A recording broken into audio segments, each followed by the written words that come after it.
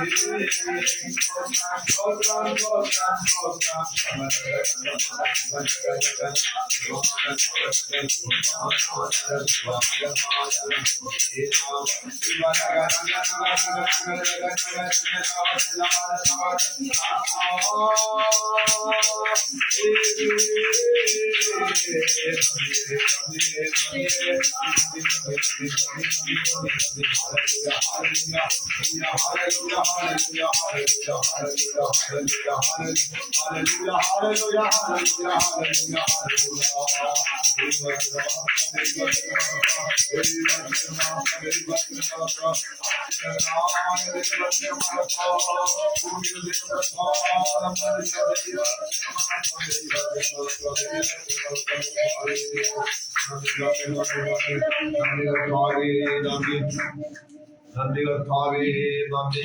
നന്ദി നിറഞ്ഞ ഹൃദയത്തോടെ കർത്താവിനെ സ്തുതിക്കുന്നു, കർത്താവിനെ വാഴ്ത്തുന്നു, കർത്താവിനെ മഹത്വം കരയിച്ചുതാമേ. കരകളിൽ കർത്താവിനെ മഹത്വം കരയിച്ചാം. Hallelujah, hallelujah, hallelujah. കർത്താവായ യേശുവിന്റെ പുണ്യനാമം മഹത്വപ്പെടുമാറാകട്ടെ. ഉപവാസ പ്രാർത്ഥനയുടെ രണ്ടാമത്തെ ദിവസമാണല്ലോ നമ്മളായിരിക്കുന്നത്. ദൈവാകരത്തിൽ ഏൽപ്പിച്ച് നമുക്ക് പ്രാർത്ഥിക്കാം.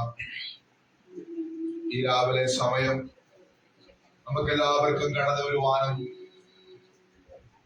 ഞായറാഴ്ച വിശുദ്ധ സഭാരാധനയോടുകൂടെ തന്നെ കർത്താവിന്റെ തിരുമേശ ആ കാൽവരി ക്രൂശീകരണത്തെ ധ്യാനിച്ചുള്ള ഒരു ശുശ്രൂഷയുണ്ടല്ലോ.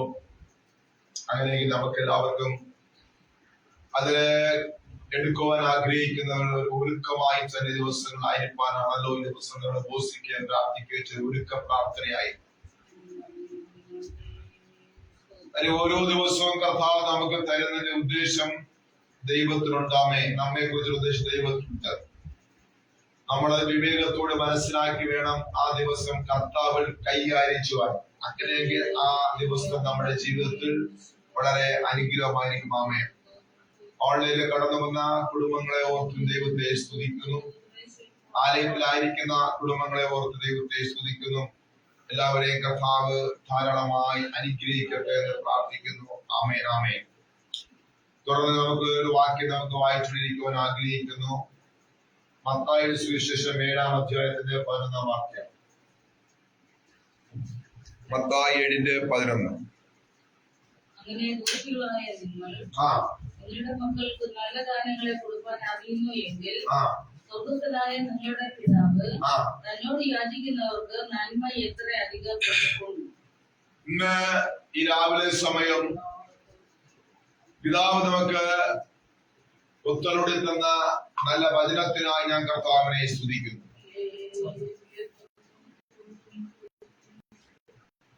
ഒന്നുകൂടെ വായിച്ചു. അങ്ങനെ ദോഷികളായ നിങ്ങൾ നിങ്ങളുടെ മക്കൾക്ക് നല്ല ദാനങ്ങളെ കൊടുപ്പാൻ നിങ്ങൾ അറിയുന്നുവെങ്കിൽ സ്വർഗ്ഗസ്ഥനായ നിങ്ങളുടെ പിതാവ് ദൈവത്തോട് യാചിക്കുന്നവർക്ക് നന്മ എത്ര അധികം കൊടുക്കും. ആമേൻ. ഇവിടെ നല്ലത് എന്തെന്ന് തിരിച്ചറിഞ്ഞ് പ്രവർത്തിക്കുവാൻ തക്കവണ്ണം ദൈവം കർത്താവിന്റെ അടുക്കലേക്ക് വരുന്ന ജനത്തോട് പറയുന്ന ഒരു കാര്യമാണ് ദൈവത്തിന് സ്തോത്രമേ. നല്ലത് എന്താണെന്നും തീയത് എന്താണെന്നുള്ളത് ദൈവത്തിന്റെ അടുക്കൽ വരുന്ന മക്കൾ മനസ്സിലാക്കാൻ വേണ്ടിയാണ്. ആമേ.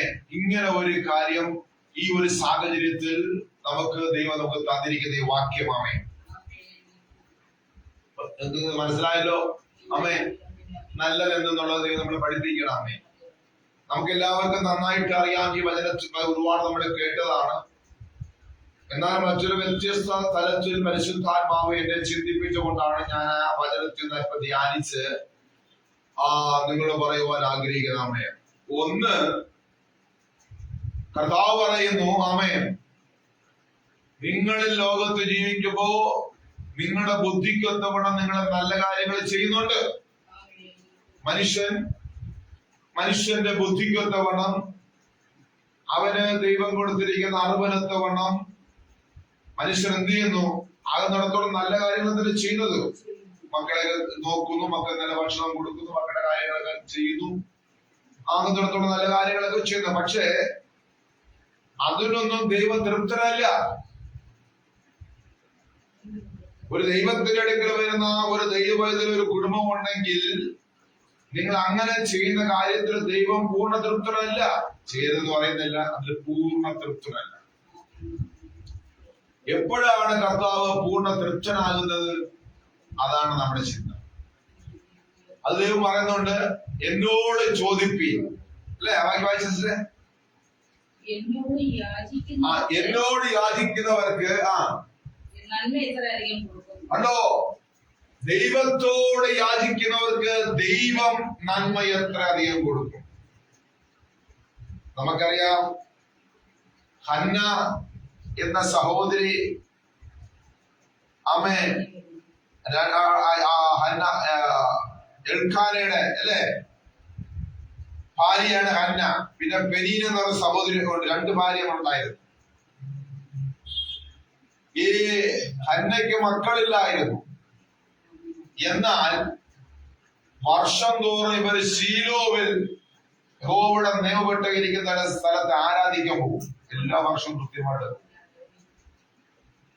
പക്ഷെ പെനീന എന്ന് പറയുന്ന സഹോദരിക്ക് ആവശ്യത്തിന് മക്കളെ ദൈവം കൊടുത്തു. ഹന്നയ്ക്ക് മക്കൾ കൊടുത്തു. മാനസികമായ സങ്കടങ്ങളുണ്ട്. ഇത്തിരി വർഷങ്ങളായി.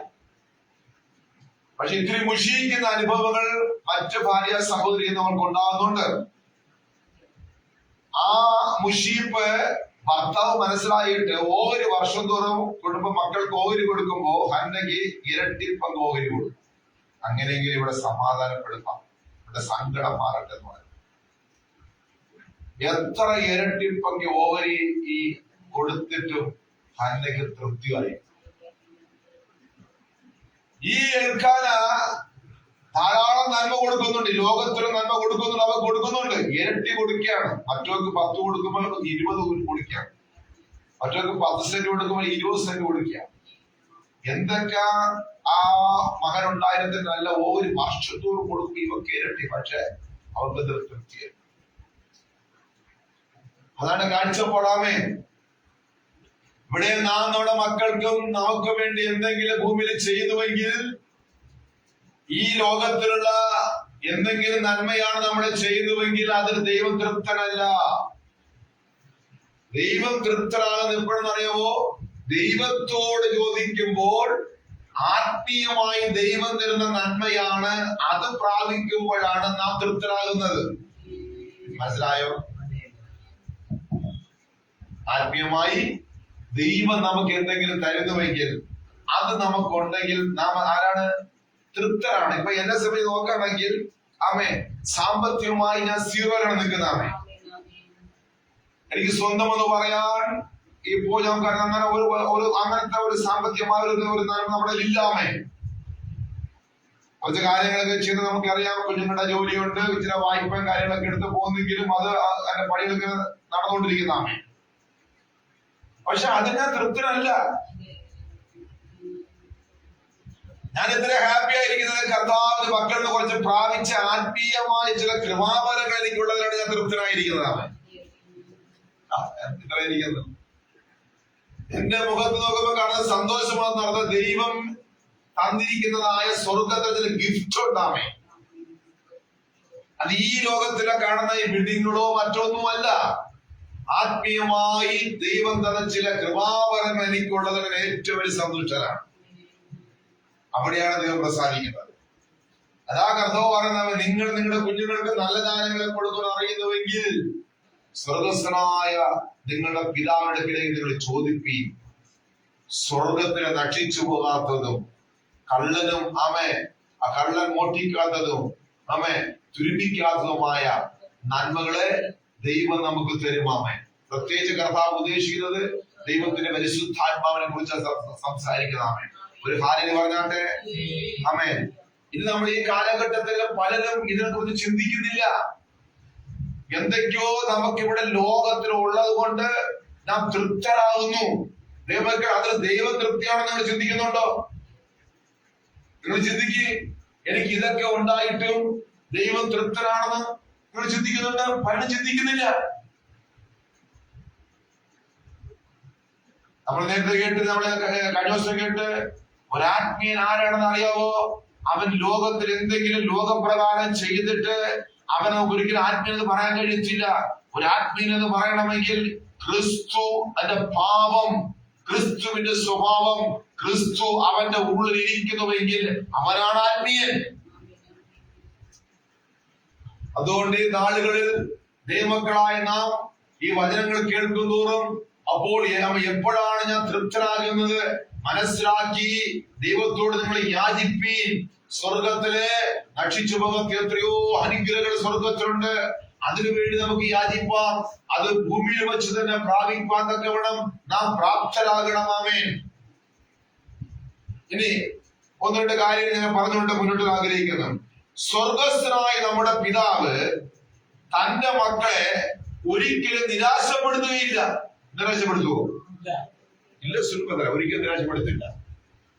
സ്വർഗസ്ഥനായ നമ്മുടെ പിതാവ് നമ്മളെ ഒരിക്കലും നിരാശപ്പെടുത്തത്തില്ല. ഒന്നാമത്തെ കാര്യം, ദൈവത്തിന്റെ സ്വഭാവത്തെ ആ കരുതൽ, നമ്മളുടേതായ സ്നേഹത്തിനകത്ത് കിടക്കുന്ന കുറെ കാര്യങ്ങളാണ് ഞാൻ പറയുന്നത്. ആമേൻ. രണ്ടാമത്, അതായത് സ്വർഗസ്ഥനായ നമ്മുടെ പിതാവ് തന്റെ മക്കളെ നിരാശപ്പെടുത്തുകയില്ല എന്ന് ക്രിസ്തു തന്നെ പറയുന്നുണ്ട്. പറയുന്നില്ല? എന്താ പറയുന്നത്? നിങ്ങളുടെ മക്കൾക്ക് നല്ലതാണ് കൊടുക്കാൻ അറിയുന്നുവെങ്കിൽ ആ പിതാവിനെ ചോദിക്ക്, ധാരാളമായി തരും. കണ്ടോ, ക്രിസ്തു പറയാണ്. ക്രിസ്തു നമ്മളെ നിരാശപ്പെടുത്തുന്നില്ല. നിങ്ങൾ പിതാവിന്റെ ചെല്ല്, നിങ്ങൾ പിതാവിനെ ചോദിപ്പീൻ. ആമേൻ. അതുകൊണ്ട് ഒരിക്കലും പിതാവ് നമ്മളെ നിരാശപ്പെടുത്തുന്നില്ല എന്ന് ക്രിസ്തു തന്നെ ഊന്നി പറയുന്നു. ആമേൻ. ഈ വാക്യം ആരാ പറഞ്ഞത്? ക്രിസ്തു പറഞ്ഞത്. രണ്ടാമത്, ഭൂമിയിലെ ഒരു നല്ല പിതാവിനേക്കാൾ അധികം ദൈവം നമ്മെ സ്നേഹിക്കുന്നു. ഭൂമിയിലുള്ള ഒരു നല്ല പിതാവിനേക്കാൾ ഉപരി സ്വർഗസ്ഥനായ നമ്മുടെ പിതാവ് നമ്മെ സ്നേഹിക്കുന്നു. ദൈവമക്കളെ, ഇതാണ് വലിയൊരു സ്നേഹം എന്ന് പറഞ്ഞത്. ആ കർത്താവ് നമ്മെ സ്നേഹിച്ച സ്നേഹമേ എന്താണ്? സ്വപുത്രനെ നമുക്ക് വേണ്ടി ഭൂമിയിൽ അയച്ച വലിയ സ്നേഹം ആരെങ്കിലും ചെയ്യുമോ? ഒരു മനുഷ്യൻ പോലും ചെയ്തില്ലാമേ. നമുക്കറിയാം, റോഡിൽ എന്തെങ്കിലും പ്രശ്നം ഉണ്ടാകുമ്പോ നമ്മുടെ കുഞ്ഞുങ്ങൾ വീട്ടിൽ നിന്ന് പുറത്തിറങ്ങുമ്പോ നമ്മൾ എന്ത് പറയും? നീ പോകരുതെന്ന് പറയല്ലേ? പറഞ്ഞ് വീട്ടിനകത്തേറെ നമ്മൾ എന്ത് ചെയ്യും? അടച്ചിടുമ്പോ നീ പോകണ്ട. അങ്ങനെ നമ്മൾ നമ്മുടെ കുഞ്ഞുങ്ങളെ സൂക്ഷിക്കുമ്പോൾ പിതാവായ ദൈവം തന്റെ ഓമനപുത്രനായ യേശുവിനെ നമുക്ക് വേണ്ടി ഭൂമിയിലേക്ക് അയച്ചതാണ് ഏറ്റവും വലിയ സ്നേഹം. ആമേൻ. ഒന്നാമത്തെ കാര്യം, സ്വർഗസ്ഥനായ നമ്മുടെ പിതാവ് നമ്മെ ഒരിക്കലും നിരാശപ്പെടുത്തുന്നില്ല. രണ്ട്, പിതാവ് നമ്മെ ധാരാളമായി സ്നേഹിക്കുന്നു എന്നുള്ളത് ഈ വാക്യത്തിനകത്ത് കിടക്കുന്ന ഇത്തിരി കാര്യങ്ങളാണ് ഞാൻ എടുത്തു പറയുന്നത്. മൂന്നാമത്തെ കാര്യം, നമ്മുടെ പ്രശ്നങ്ങൾക്ക് മുഴുവൻ പരിഹാരം തരുവാൻ ദൈവം ആഗ്രഹിക്കുന്നു. നമ്മുടെ പ്രശ്നങ്ങൾക്ക് മുഴുവൻ പരിഹാരം തരുവാൻ നമ്മുടെ ദൈവം ആഗ്രഹിക്കുന്നു. യേശു നമ്മുടെ പരിഹാരിയാണ്. ആമേൻ. കോടി ക്വസ്റ്റിന് ഏക ആൻസർ യേശു കർത്താവാണ്. ആമേൻ. ഇന്ന് പകൽ സമയം ഒന്ന്, പിതാവ് നമ്മെ നിരാശപ്പെടുത്തുന്നില്ല. ഹല്ലേലൂയ. രണ്ട്, പിതാവ് നമ്മെ ആത്മാർത്ഥമായി സ്നേഹിക്കുന്നു. മൂന്ന്, നമ്മുടെ സകല പ്രശ്നങ്ങൾക്കും നമ്മുടെ ദൈവം പരിഹാരിയാണ്, പരിഹാരനാണ്. അവിടെ ഇത്രമാത്രം നമ്മെ സ്നേഹിക്കുന്ന ആ ദൈവത്തിന് നാം എത്രത്തോളം മഹത്വം കൊടുക്കേണ്ടി വരുന്ന ഒരു ഹല്ലേലൂയ പറഞ്ഞാട്ടെ. ഹല്ലേലൂയ. ഇനി നാലാമത്തെ കാര്യം, ആമേൻ, അന്നുള്ള ആഹാരം നൽകുവാൻ. കണ്ടോ, യേശുക്രിസ്തു ശിഷ്യന്മാരെ പ്രാർത്ഥിക്കാൻ പഠിപ്പിച്ചപ്പോൾ എന്ത്? അന്നുള്ള ആഹാരം ചോദിപ്പീൻ. എത്ര ഭയങ്കരമായിരിക്കും ദൈവത്തിന്റെ പ്രവൃത്തി. അതാണ് പറഞ്ഞത്, ദൈവത്തിന് ദൈവമെന്ന് അറിഞ്ഞ് നിങ്ങൾ മഹത്വം കൊടുപ്പീൻ. ദൈവം എങ്ങനെയാണ് ഭൂമിയെ സ്നേഹിച്ചത്, ഈ ഭൂമിയിലെ മൃഗങ്ങളെ സകലത്തെ സ്നേഹിക്കുന്നത് എങ്ങനെയാണ്, അതിനേക്കാൾ ഉപരി സ്വസ്വരൂപത്തിലും സാദൃശ്യം സൃഷ്ടിച്ച നമ്മെ സ്നേഹിക്കുന്ന വിധം, അത് അറിഞ്ഞിട്ട് നിങ്ങൾ ദൈവത്തെ ആരാധിക്കണം. ഇന്ന് എത്രയോ പേർക്ക് ആരാധനയ്ക്ക് വരാൻ ഇന്നത്തെ നമുക്കറിയാം, സഭയിൽ ഉപവാസ പ്രാർത്ഥന നടക്കുന്നതാണ്. ഇന്ന് ലീവുള്ള ദിവസമാണ്, ഇന്നലെ ലീവ്, ഇന്ന് നാളെ ലീവുള്ള ദിവസമാണ്. എത്ര പേര് ഇത് അറിഞ്ഞ് ആരാധനയ്ക്ക് വരുന്നു, നിസ്സാര കാര്യങ്ങളെല്ലാം പറഞ്ഞു മാറി നിൽക്കുന്നു. പക്ഷെ മറ്റു ജീവിതത്തിൽ മറ്റെന്തെങ്കിലും ഒരു വിഷയം ഉണ്ടാകുമ്പോൾ ഇവരെന്ത് നെട്ടോട്ടം ഓടും. ഇതെല്ലാം സ്വർഗത്തിലെ കാണുന്നുണ്ടാമേ. നിങ്ങൾ കൊടുക്കുന്ന വില അനുസരിച്ച് ദൈവം നിങ്ങളുടെ ജീവിതത്തിൽ റൈറ്റിടത്തുള്ളൂ. നിങ്ങൾ കൊടുക്കുന്ന അളവനുസരിച്ച് ദൈവം നിങ്ങളെ അനുഗ്രഹിക്കത്തുള്ളൂ. വർഷത്തില് ഇങ്ങനെ ഒരു ഉപവാസ പ്രാർത്ഥന മാസത്തിലുണ്ട്. കഴിയുമെങ്കിൽ 6 ദിവസം എന്ത് ചെയ്യണം? ത്യാഗം സഹിച്ച് വരണം മാമേ, വില കൊടുത്ത് വരണം മാമേ. ഏതാണ് ഞങ്ങൾ അങ്ങനെയായിരുന്നു. ഫയറില്ലാതെ ഞങ്ങൾ കടമായി തന്നെ പോകേണ്ടി വന്നു. കാരണം ഞങ്ങൾക്ക് ആരാധനയുള്ള തീക്ഷ്ണത, ഇത് ദൈവം ഞങ്ങൾക്ക് ഒരു ദിവസം തന്നതാണ്. ആ പിതാവിനെ നാം കൊടുക്കുന്ന മഹത്വം എങ്ങനെ ഇരിക്കുന്നു, നാം കൊടുക്കുന്ന ആരാധന എങ്ങനെ ഇരിക്കുന്നു, നാം കൊടുക്കുന്ന ഉത്സാഹം തീക്ഷ്ണത എങ്ങനെ ഇരിക്കുന്നുവോ, അതുപോലെ ആയിരിക്കും നമ്മുടെ ജീവിതത്തിൽ ദൈവം അനുഗ്രഹിക്കുന്നത്. മനസ്സിലാക്കണം ഒരു കാര്യമാണ്. എനിക്കിത് പറയാതിരിക്കാൻ കഴിയത്തില്ലാമേ. ഇനി ഒരു പ്രത്യേകത, ഇവിടെ ആരാധനയുള്ളപ്പോൾ, സ്വസഭയിൽ ആരാധന ഉള്ളപ്പോൾ ഇവിടെ വരാതെ മറ്റു ഇടങ്ങളിൽ പോകുന്നുണ്ടാമേ. നമ്മൾ മനസ്സിലാക്കണം എങ്ങനെ ദൈവം ഇവരൊക്കെ അനുഗ്രഹിക്കും. സ്വന്തം വീട്ടിൽ വിശ്വസ്തതയില്ലെങ്കിൽ, ആമേൻ, കർത്താവിന് വിശ്വസ്തയില്ല. ഇതൊക്കെ അനുഗ്രഹത്തിനും ദൈവത്തിന്റെ പ്രവർത്തിക്ക് തടസ്സമാണ്. ആമേൻ.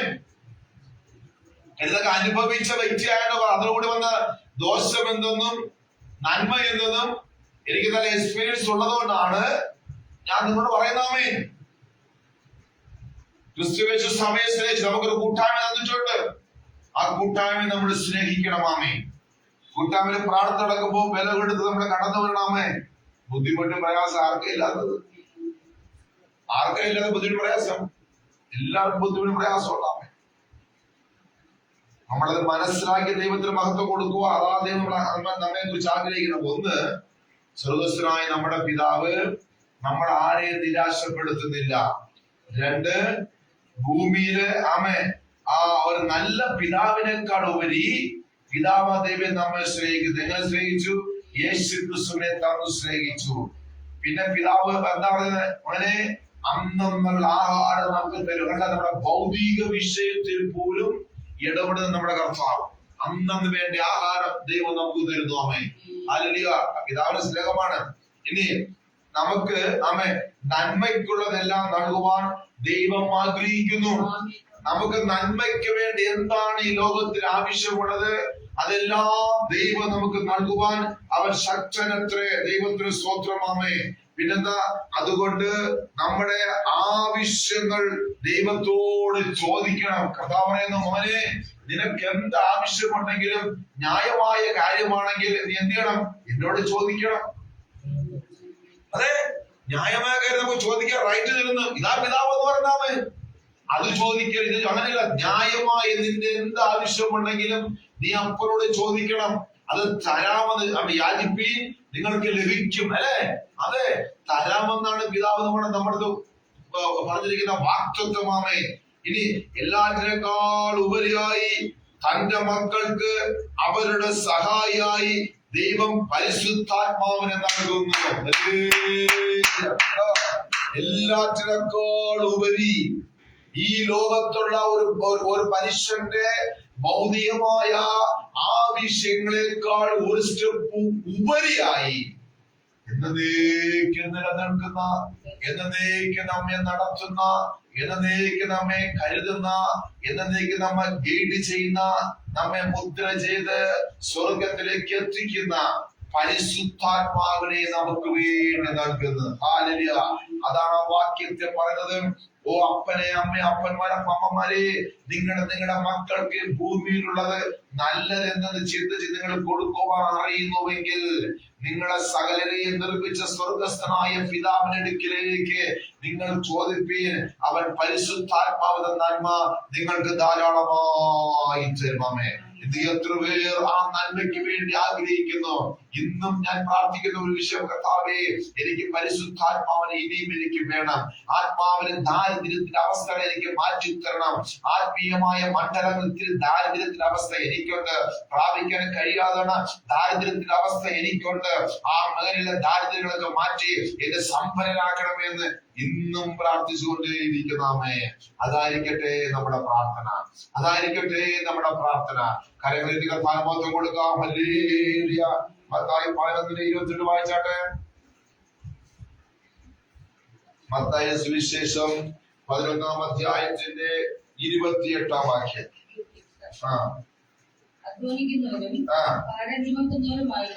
അധ്വാനിക്കുന്നവരും ഭാരം ചുമക്കുന്നവരുമേ, എല്ലാവരും നിങ്ങൾ എന്റെ അടുക്കൽ വരുവിൻ.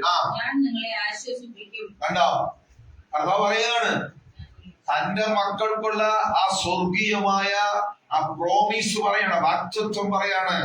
ഈ ലോകത്തിൽ ആരെങ്കിലും അധ്വാനിക്കുന്നവരും ഭാരം ചുമക്കുന്ന അനുഭവത്തിൽ നിങ്ങളുടെ ജീവിതങ്ങളായിരിക്കുന്നുവെങ്കിൽ, നിങ്ങൾ മുന്നോട്ട് പോകുന്നുവെങ്കിൽ അവരെ നോക്കിയിട്ട് നമ്മുടെ വാഴ്ത്തപ്പെട്ട കർത്താവ് പറയുന്നു, നിങ്ങൾ എന്റെ അടുക്കൽ വരുവിൻ, ഞാൻ നിങ്ങൾക്ക് ആശ്വാസം തരാം. എത്ര ഭയങ്കരമായ ദൈവം. ആമേൻ. അതാ ഞാൻ പറഞ്ഞത്, ദൈവമെന്ന് മനസ്സിലാക്കി, ഇതാണ് സത്യദൈവമെന്ന് മനസ്സിലാക്കി നാം ദൈവത്തിന് മഹത്വം കൊടുക്കേണ്ട ദിവസങ്ങളാണ് ഈ ദിവസങ്ങൾ എന്ന് പറഞ്ഞാൽ അതിന് നമ്മളെപ്പോഴും നന്ദിയുള്ളവരായിരിക്കണം. അവിടെ പറയുന്നു, അധ്വാനിക്കുന്നവരും ഭാരം ചുമക്കുന്നതായുള്ള ഏവരുമേ എന്റെ അടുക്കൽ വരുവിൻ, ഞാൻ നിങ്ങളെ ആശ്വസിപ്പിക്കാം.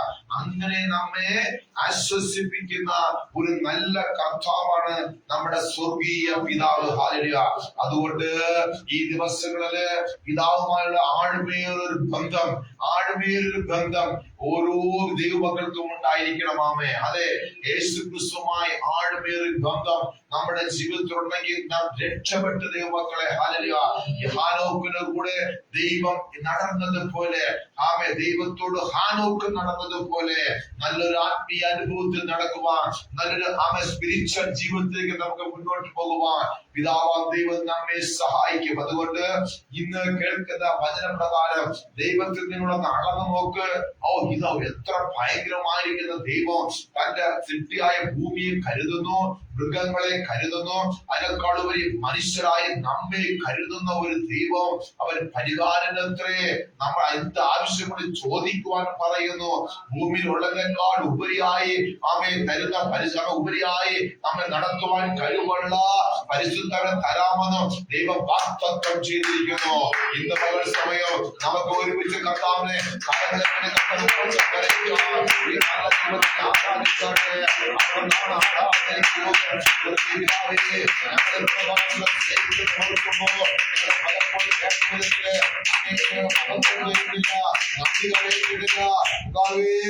ഞങ്ങളോട് കരുണ കാണിക്കണമേ. മത്തായി 4:4 വായിച്ചാട്ടെ. മത്തായി 4:4. മനുഷ്യന്റെ അപ്പം കൊണ്ട് മാത്രമല്ല. കണ്ടോ, കർത്താവ് നമ്മളെപ്പോഴും നമ്മുടെ കുഞ്ഞുങ്ങളെയും നമ്മളെയും ഈ ലോകത്തിലെ അപ്പം കൊണ്ട് ജീവിക്കാൻ നോക്കി. ഇവിടെ വചനത്തെ പറഞ്ഞിരിക്കുന്ന മനുഷ്യൻ അപ്പം കൊണ്ട് മാത്രമല്ല ദൈവത്തിന്റെ വായിൽ കൂടി വരുന്ന സകല വചനം കൊണ്ടും ജീവിക്കുന്നു.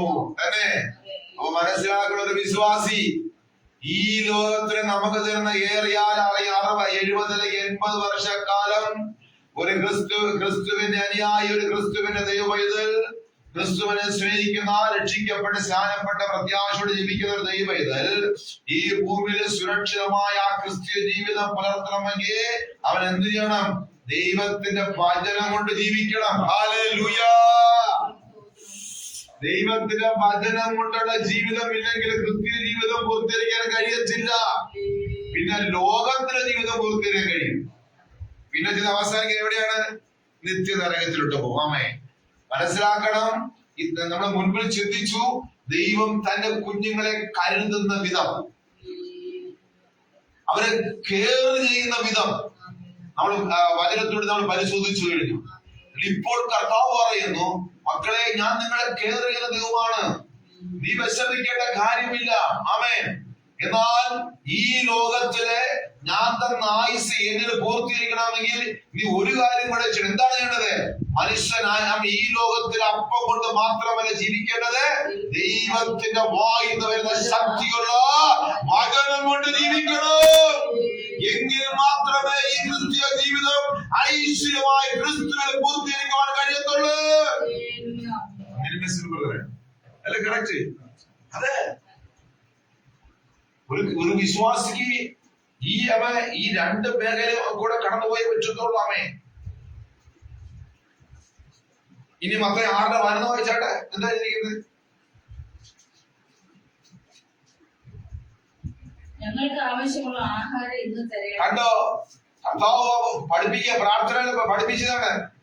ഞങ്ങൾക്ക് ആവശ്യമുള്ള ആഹാരം ഇന്ന് തരേണമേ. ഞങ്ങളുടെ കടക്കാരോട് ഞങ്ങൾ ക്ഷമിച്ചിരിക്കുന്നു. മതി. അതെ, ഞങ്ങൾക്കുള്ള ആഹാരം ഇന്ന് തരണമേ. കരയുന്ന കാക്ക കുഞ്ഞുങ്ങൾക്ക് അതതിന്റെ ആഹാരം കൊടുക്കുന്ന സ്വർഗസ്ഥനായ നമ്മുടെ പിതാവ് പറയുന്നു, മക്കളെ, ഞാൻ നിങ്ങളെ വിളിച്ചു വേർതിരിച്ചെങ്കിൽ, ഞാൻ നിങ്ങൾക്ക് ദേഹം തിരിയാൻ പാകുന്ന വിശപ്പിന് ഒരു കടം വച്ചിട്ടുണ്ടെങ്കിൽ ഞാൻ ആഹാരം തരാതിരിക്കുമോ? പ്രത്യേകിച്ച് എന്നെ അറിഞ്ഞ മക്കൾക്ക് ഞാൻ ആഹാരം തരാതിരിക്കുമോ? ആഹാരം തരുക തന്നെ ചെയ്യും. അവേ കർത്താവ് വചനം പറയുന്നത്, യഹോവയെ അന്വേഷിക്കുന്നവർക്കോ ഒരു നന്മയ്ക്കും കുറവില്ല. ബാലസിംഹങ്ങൾ ഇലയിട്ടാതെ വലയും. യഹോവയെ അന്വേഷിക്കുന്നവർക്ക് ഒരു നന്മയ്ക്കും മുടക്കമില്ല. നീതിമാന സന്തതി അപ്പത്തിലിറക്കുന്നത് കണ്ടിട്ടില്ല. ദൈവങ്ങളെ, എത്ര ഭാഗ്യമുള്ള മക്കളാണ് ഞാനും നിങ്ങളും എന്ന് പറയുന്ന ദൈവത്തിന് സ്തോത്രം. ആമേൻ. അതുകൊണ്ട് നമുക്ക് ധൈര്യത്തോടുകൂടി, കർത്താവേ, എനിക്ക് ഭക്ഷണം ആവശ്യമായിരിക്കുന്നു, എന്റെ കുഞ്ഞിന് ഭക്ഷണം കൊടുക്കണം, എന്റെ മുൻപിൽ തിന്നാൻ ആവശ്യമായിരിക്കുന്നു എന്ന് ധൈര്യത്തോടുകൂടി നമുക്ക് അപേക്ഷിക്കുവാൻ തക്കവണ്ണം ഒരു ഇടം നമുക്ക് ദൈവം തന്നതിനെ ഓർത്ത് ഞാൻ കർത്താവിനെ സ്തുതിക്കുന്നതാമേ. എബ്രായർ 4:16 വായിച്ചാട്ടെ. എബ്രായർ 4:16. എബ്രായർ 4:16 വാക്യം വായിച്ചോട്ടെ.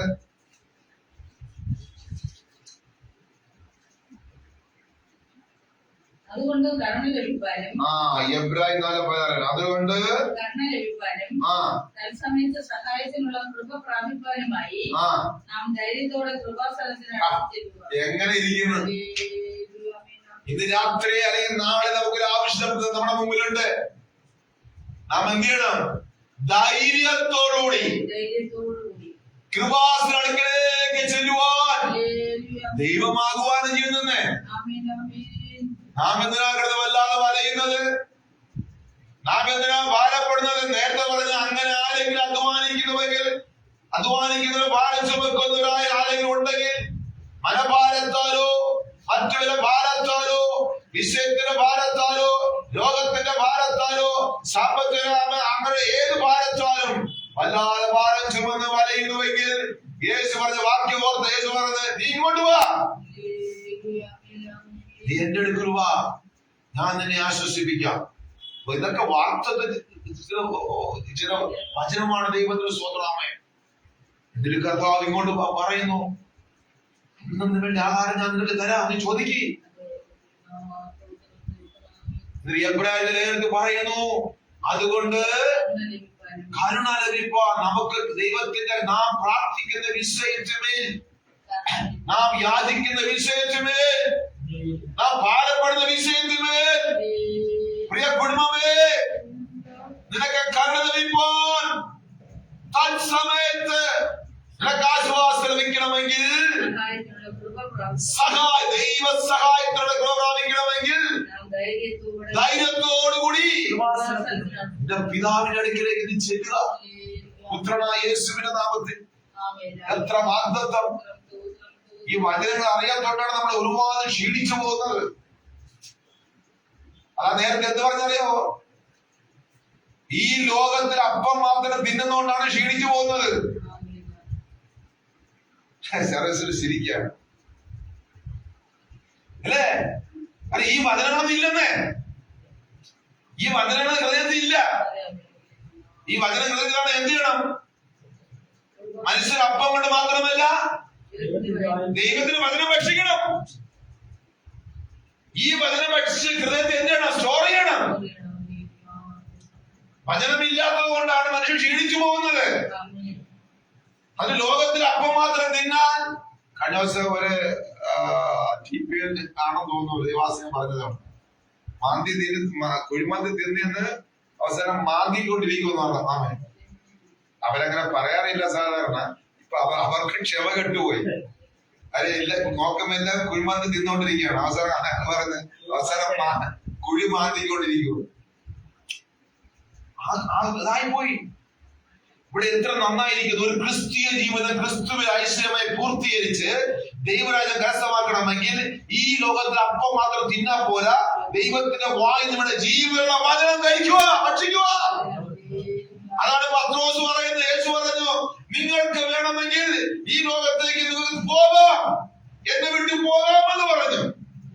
അപ്പൊ പത്രോസ് എന്താ പറഞ്ഞത്? നിത്യജീവന്റെ വചസ്സുകൾ നിന്റെ മക്കളുണ്ട്, ഞങ്ങൾ നിന്നെ വിട്ടു പോകത്തില്ല. അപ്പൊ ഈ പറഞ്ഞ തിരുവചനം എന്താണ്? നിത്യജീവന്റെ വചസ്സുകളാണ്. ഇതൊരു ആത്മീയ ആഹാരമാണ് വചനം. അതുകൊണ്ട് സങ്കീർത്തനങ്ങൾ വളരെ വ്യക്തമായി പറയുന്നത്, നീ എന്റെ വചനം രാവും പകലും ധ്യാനിക്കണം. വചനം ധ്യാനിക്കുന്നതോറും അതതിനെ കളക്ട് ചെയ്തെടുത്ത് ഹൃദയത്തിൽ സ്റ്റോർ ചെയ്യണം. ആമേ. വചനം നിന്നുള്ളിൽ ഉള്ളില്ല. വചനം നീ ഭക്ഷിച്ചില്ല എങ്കിൽ ഈ ലോകത്തിൽ അപ്പം മാത്രം ഭക്ഷിച്ചാൽ ആവശ്യമില്ലാത്ത കൊളസ്ട്രോളും രോഗങ്ങളും പ്രയാസങ്ങളും ഒക്കെ കടന്നു വരും. പറഞ്ഞാട്ടെ, ഒരു മനുഷ്യന് എത്ര നേരം ആഹാരം കഴിക്കാനാണ് ദൈവം അനുവാദം തന്നത്? സുനിലെ 3 നേരം. സുനു 3 നേരം കഴിക്കാറുണ്ടോ? സർവീസിൽ കഴിക്കാറുണ്ടോ? മോളിസിൽ കഴിക്കാറുണ്ടോ? ഉണ്ടെങ്കിൽ ഉണ്ടെന്നവരാണ്. തിരുവനന്തപുരത്ത് 2 നേരം കഴിക്കാൻ കർത്താവ് അനുവാദം തന്നു. ഏലിയാവിന് എത്ര നേരം ആഹാരം കൊടുക്കും? തന്നെ 2 നേരം ആഹാരം തന്നെ. ഞാൻ ചോദിക്കട്ടെ, രാവിലെ കഴിച്ച ആഹാരം ദഹിക്കാൻ നേരം 4 മണിക്കൂർ വേണം. 3 മണിക്കൂർ കഴിഞ്ഞാൽ ലഞ്ചായി. ഇപ്പൊ രാവിലത്തെ കൊളസ്ട്രോൾ കൊഴുപ്പ് കിടപ്പുണ്ട് ആവശ്യത്തിനകത്ത്. അത് കംപ്ലീറ്റ് പ്യൂരിഫൈ ചെയ്ത് പോയില്ല. ഉച്ചയ്ക്കും കൂടെ എന്തെങ്കിലും ചിക്കനും മട്ടനും ഒക്കെ കൂടെ കഴിക്കുമ്പോൾ അതും കുറച്ച് കൊഴുപ്പായി. അടുത്ത 6-7 മണിയാകുമ്പോ സിസ്റ്റം നടന്ന നേരത്തെ കഴിച്ചില്ലെങ്കിൽ ഉറക്കം ദഹനം നടക്കത്തില്ല, നേരത്തെ കഴിക്കും. അതും കൂടെ അപ്പൊ കൊഴുപ്പെല്ലാം കൂടെ ചേർന്ന് അടിഞ്ഞ് ആകെ വല്ലാത്തൊരു പരിഭവം. പക്ഷെ 2 നേരം നിങ്ങൾ ആഹാരം കഴിച്ചു. ഞാൻ നിർബന്ധിക്കുന്നില്ല. നിങ്ങളുടെ ഹെൽത്ത് സ്ട്രോങ്. ശരീരത്തിന് രാവിലെ കഴിക്കുന്നതിന് എല്ലാ അശുദ്ധികളൊക്കെ കളയുവാൻ സമയം കൊണ്ട് പ്യൂരിഫിക്കേഷൻ നടക്കും. ആമാശയും പണ്ടുകൂടി എല്ലാം നല്ല ഒരു പ്യൂരിഫിക്കേഷൻ ഇടയ്ക്കിടെ കുറച്ച് വെള്ളമൊക്കെ കുടിച്ചൊക്കെ നിന്നോടത്തെ. 7-8 മണിയാകുമ്പോൾ കഴിക്കുമ്പോ നന്നായിട്ട് കഴിക്കും. പോരെ? രാവിലെ കഴിക്കുമ്പോ നിങ്ങൾ ആവശ്യമാണ് കഴിക്കുക. വൈകിട്ട് കഴിക്കുമ്പോൾ തൃപ്തിയായിട്ട് കഴിക്കും. 3 നേരം. ഇപ്പോഴത്തെ ഫുഡ് അങ്ങനെയാണ്. എല്ലാം മായം ചേർന്ന ഫുഡും എല്ലാം ടേസ്റ്റ് പിടിപ്പിക്കാൻ വേണ്ടി എന്തൊക്കെയോ ചേർത്താണ് മനുഷ്യനെ കൊല്ലിക്കുന്നതാണ് ഇപ്പോഴത്തെ ഈ ഫുഡ് എന്ന് പറഞ്ഞാൽ. ഇപ്പൊ തിരുവചനത്തിൽ പറയുന്നത് 2 നേരം ആഹാരം കഴിക്കാനാണ് ഏലിയാഹിന്റെ അടുത്ത് പറഞ്ഞത്. പക്ഷെ ഏലിയ ജീവിച്ചോ? ഏലിയ സ്വർഗത്ത് പോയോ? അപ്പൊ 2 നേരം ആഹാരം കഴിച്ച് സ്വർഗത്ത് പോകുമോ? ഇനി ആമേ. കഴിക്കുന്നതിന് ഒരു ക്വാളിറ്റി വെച്ചിട്ട് അളവ് വെച്ചിട്ടുണ്ടോ? ഒരു സഹോദരൻ വീട്ടിലൊരു കൂട്ടുകാരൻ വന്നു, ഒരു വിശ്വാസിയുടെ വീട്ടില് ഒരു കൂട്ടുകാരൻ വന്നു. രാത്രി അർദ്ധരാത്രിക്കാണ് വന്നത്. ഇയാളുടെ വീട്ടിൽ ആഹാരമില്ലായിരുന്നു. ഇയാളെന്ത് ചെയ്തു? വായ്പ എവിടെ പോയി? എത്ര അപ്പം ചോദിച്ചു? 3 അപ്പം ചോദിച്ചു. 3 അപ്പം ചോദിച്ചു. 3 അപ്പം കഴിക്കണം. 3 പൊറോട്ടക്കുള്ള കഴിക്കരുത്. 3 അപ്പം കഴിക്കണം. ഇപ്പോഴത്തെ അപ്പം എന്ന് പറയുന്നത് ചിലപ്പോൾ ചെറുതായിരിക്കും, കൂട്ടിക്ക് കുഴപ്പമില്ല. അതിനൊക്കെ ഭയങ്കര അത് ഭൗതികാഹാരമാണ്. 3 അപ്പം എന്താ ചോദിക്കുന്നത്?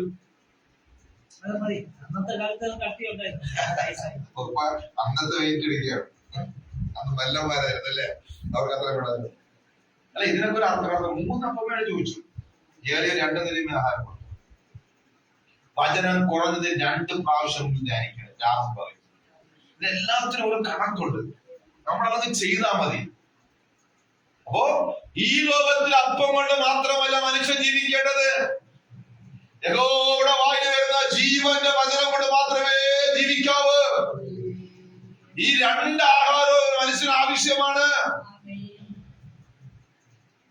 അതുകൊണ്ട് കർത്താവ് പറയുന്നു, നീ അങ്ങനെയാണ് ജീവിക്കുന്നതെങ്കിൽ ഒരു പ്രയാസം വരുമ്പോഴോ, പ്രതികൂലം വരുമ്പോഴോ, ഒരു ഭാരം വരുമ്പോഴോ തത്സമയത്ത് സഹായത്തിനായി ദൈവത്തിനടുക്കിലേക്ക് ചൊല്ലുക, അവൻ നിനക്ക് മറുപടി തരും. ആമേൻ. ഒരാൾ പറഞ്ഞാട്ടെ. ഇനി യോഹന്നാൻ 3:16 വായിച്ചാട്ടെ.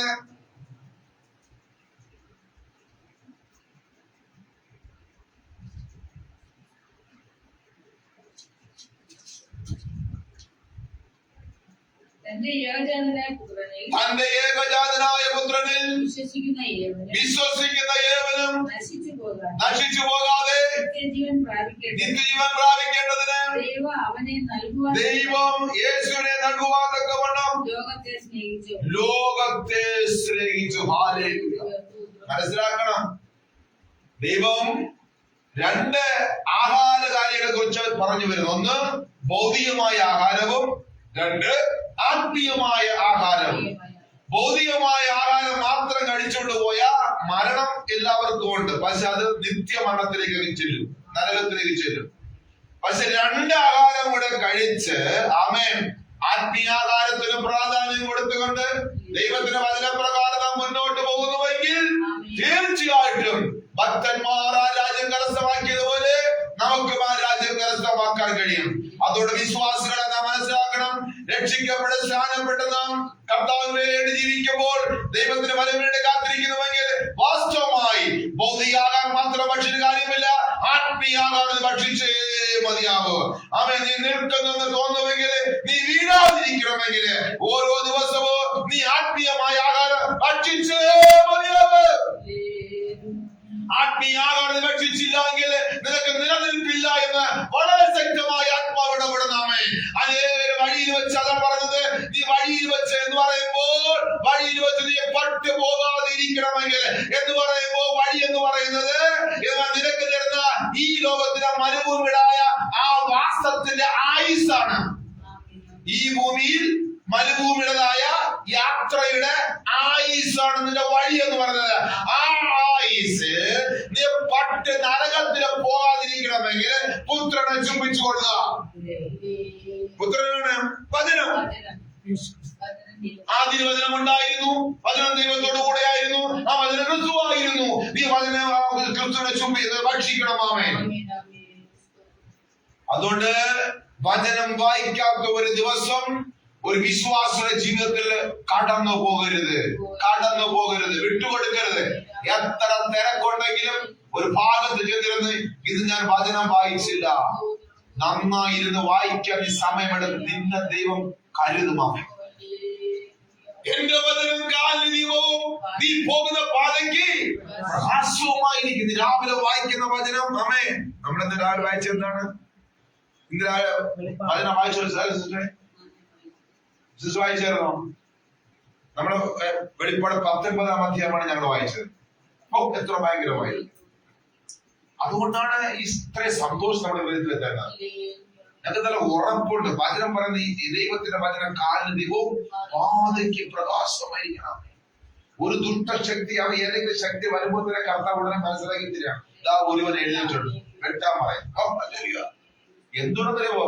അപ്പന്റെ പാദമെടുത്ത് ഇരിക്കുന്നത് കൊണ്ടാണ്. അതാ സമയത്ത് ശത്രുവിനെ കർത്താവ് മനസ്സിലാക്കി തരുന്നു.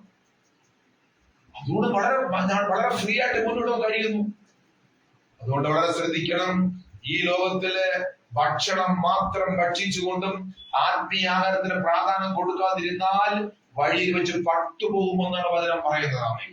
നമ്മുടെ വഴിയിൽ വെച്ച് പട്ടുപോകാതിരിക്കണമെങ്കിൽ പുത്രനെ ചുംബിക്കുക, വചനത്തെ ചുംബിക്കുക, വചനത്തെ ഭക്ഷിക്കുക. എത്ര നന്നായിരിക്കുന്നതാണ്. അതുകൊണ്ട് കർത്താവ് എന്നിട്ട് പറയുന്നു, ആരും രക്ഷിച്ചു പോകുവാൻ എന്റെ പിതാവ് ആഗ്രഹിക്കുന്നില്ല.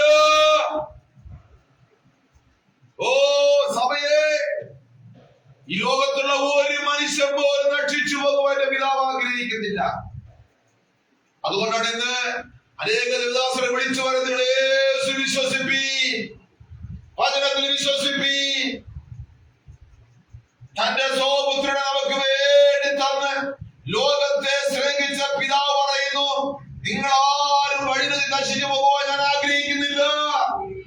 നിങ്ങൾ പുത്രനെ ചുംബിപ്പി, നിങ്ങൾ പുത്രനെ ചുംബിപ്പി. അതാ എന്നിട്ട് വചനത്തെ ചുംബിപ്പി, വചനം ഏറ്റെടുക്കുക, വചനത്തെ ഭക്ഷിക്കുക, വചനമനുസരിച്ചുള്ള ജീവിതം നയിക്കുക. എന്നാൽ ഈ മരുഭൂമി യാത്ര ക്രിസ്തുവിൽ പൂർത്തീകരിക്കപ്പെടുവാൻ പിതാവ് നമ്മെ സഹായിക്കും. നാം ആരും നശിച്ചു പോകുവാൻ പിതാവ് ആഗ്രഹിക്കുന്നില്ല. നമ്മൾ നശിച്ചു പോകാതിരിക്കണമെങ്കിൽ ലോകത്തിലെ ആഹാരത്തിനല്ല പ്രാധാന്യം കൊടുക്കേണ്ടത്, ദൈവവചനത്തിനാണ് പ്രാധാന്യം കൊടുക്കേണ്ടത്. ഒരു ഹാലിനി പറഞ്ഞാട്ടെ, റോമർ 8:32 വായിച്ചാട്ടെ. റോമർ 8:32 എന്താ എഴുതിയിരിക്കുന്നത്?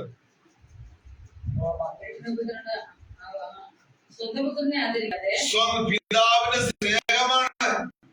സ്വന്തം പുത്രനെ ആദരിക്കാതെ നമുക്കെല്ലാവർക്കും വേണ്ടി ഏൽപ്പിച്ചു തന്ന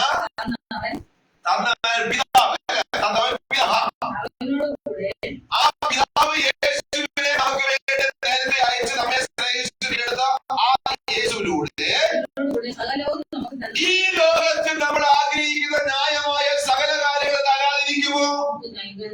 തരാതിരിക്കുമോ? തരാതിരിക്കുമോ? പുത്രനെ നമുക്ക് വേണ്ടി തന്നില്ലേ? ആ പുത്രനോട് നമ്മുടെ പേരുടെ ന്യായമായ ആവശ്യങ്ങള് നമ്മുടെ പിതാവ് തരാതിരിക്കുമോ? അതാ ദൈവത്തെ ആരെന്നറിഞ്ഞുകൊണ്ട് സ്നേഹിക്കണം, ദൈവത്തെ ആരെന്നറിഞ്ഞുകൊണ്ട് മഹത്വം കൊടുക്കണം. എത്രത്തോളം ദൈവത്തിൽ അടുത്ത് വന്ന് ആരാധിക്കാൻ കഴിയുമോ, എത്രത്തോളം മഹത്വം കൊടുക്കാൻ കഴിയുമോ, നീ നിന്റെ കുടുംബം നിന്റെ പ്രസ്ഥാനം അനുഗ്രഹിക്കപ്പെടും. പുത്രനെ നമുക്ക് വേണ്ടി 2025 വർഷങ്ങൾക്ക് മുമ്പേ പുത്രനെ നമുക്ക് വേണ്ടി അയച്ച് ലോകത്തെ സ്നേഹിച്ചു നമ്മെല്ലാവരും നേടുവാൻ തക്കണം കർത്താവ് പിതാവിനെ അയച്ചു. റോമർക്കെഴുതിയ ലേഖനത്തിലെ ആത്മാവ് എഴുതിയിരിക്കുന്ന ആ പുത്രനെ തന്ന പിതാവ് ആരെങ്കിലും പുത്രനെ സ്വീകരിക്കുന്നുവെങ്കിൽ ആ പുത്രനോടി നിങ്ങളുടെ ദൈനംദിന ആവശ്യങ്ങളെ പോലെ നിറവേറ്റി തരുവാൻ പിതാവ് ശക്തനത്രേ. മനസ്സിലായോ? മനസ്സിലാക്കിയപ്പോൾ നമ്മെ വളരെ ഭയങ്കരമായിട്ടാണ് കർത്താവ് നമ്മൾക്ക് ഇത് എക്സ്പ്ലെയിൻ ചെയ്തിട്ട് ദൈവത്തിന് സ്തോത്രമാമേ. അതാണ് ആ റോമർ 8:32 എഴുതിയിരിക്കുന്നത്. അപ്പൊ അത്രമാത്രം അമയം, പ്രാഗൽഭ്യം, ധൈര്യം നമുക്കുണ്ട്. അമേ ഒരു വിഷയം വരുമ്പോ ഇരിക്കട്ടെ, വാ നാളെ നമുക്ക് കൃപാസനത്തിലേക്ക് ചെല്ലാം, ഉപവസിക്കാം, പ്രാർത്ഥിക്കാം. അപ്പ കർത്താവ് ഇറങ്ങും, വെളിപ്പാട് തരും, ദർശനം തരും. മകനെ ഇങ്ങനെ ചെയ്യാറൊക്കെ പറയും. എന്റെ ദൈവത്തെ എത്ര ദുഃഖാനും മരുവരത്തില്ല. അങ്ങനെ ഒരു ആത്മീയ അന്തരീക്ഷം ഭൂമിയിൽ സ്ഥിരപ്പെടുത്തി അങ്ങനെ പോണമെങ്കിൽ വചനത്തിന് കൊടുക്കേണ്ട പ്രാധാന്യം വചനത്തിന് കൊടുത്തേ മതിയാവും. വചനം ഭക്ഷിക്കണം. ആമേൻ. ക്രിസ്തുവുമായി ആഴമേറിയ ബന്ധം നമുക്കുണ്ടായിരിക്കണം. ക്രിസ്തുവുമായി നല്ല കൂട്ടായ്മ ഉണ്ടായിരിക്കണം. ക്രിസ്തുവുമായി നമുക്ക് നല്ല ആരാധന ഉണ്ടായിരിക്കണം.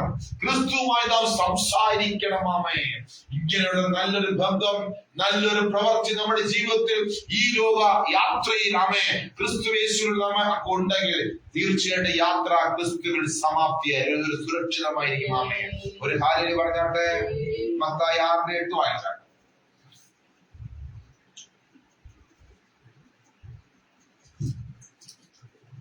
മത്തായി 6:8. അവരോട് തുല്യരാകരുത്. നിങ്ങൾ അവരോട് ലോക മനുഷ്യരോട് തുല്യരാകരുത്. നിങ്ങൾക്ക് ആവശ്യമുള്ളത് കണ്ടോ, പിതാവിന്റെ അടുത്ത കാര്യമാണ്, ആ പ്രവൃത്തിയാണ്. സ്നേഹം നോക്കണമേ. നമ്മൾ ആരെങ്കിലും പ്രാർത്ഥിക്കാൻ ചെല്ലുക, വായിച്ചേ, അവരോട് തുല്യരാകരുത്. ആകരുത്. നിങ്ങൾക്ക് ആവശ്യമുള്ളത് ഇന്നതെന്ന് നിങ്ങൾ യാചിക്കുന്നതിന് മുൻപേ നിങ്ങളുടെ പിതാവ് അറിയുന്നുവല്ലോ. എന്റെ ദൈവമേ, എത്ര ഭയങ്കരമായിരിക്കുന്നു. നിങ്ങൾ മനം കലങ്ങുന്നതും നിങ്ങളെ മനസ്സിൽ വേദനിക്കുന്നതും ഭാരപ്പെടുന്നതും എന്നിട്ട് നിങ്ങൾ പ്രാർത്ഥിക്കാൻ പോകുന്നതിന് മുമ്പേ ദൈവം അറിയുന്നു.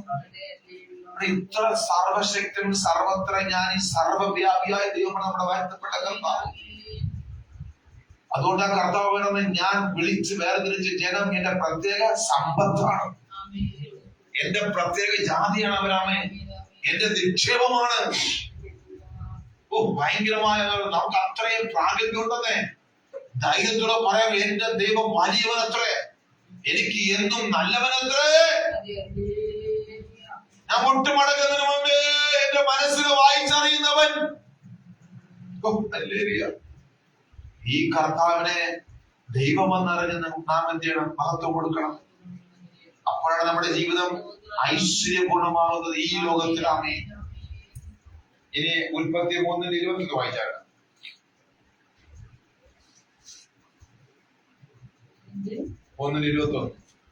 യഹോവയായ ദൈവം ആദാമിനും അവന്റെ ഭാര്യയ്ക്കും കണ്ടോ,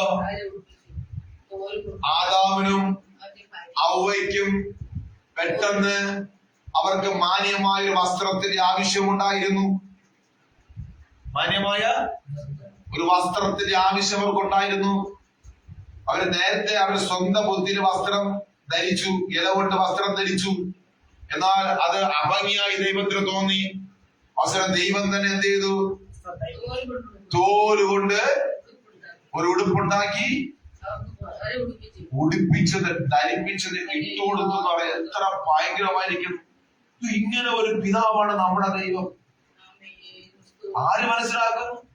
നമ്മുടെ വസ്ത്രത്തിന്റെ കാര്യത്തിൽ പോലും ശ്രദ്ധ വഹിക്കുന്ന ഒരു പിതാവാണ് ദൈവം.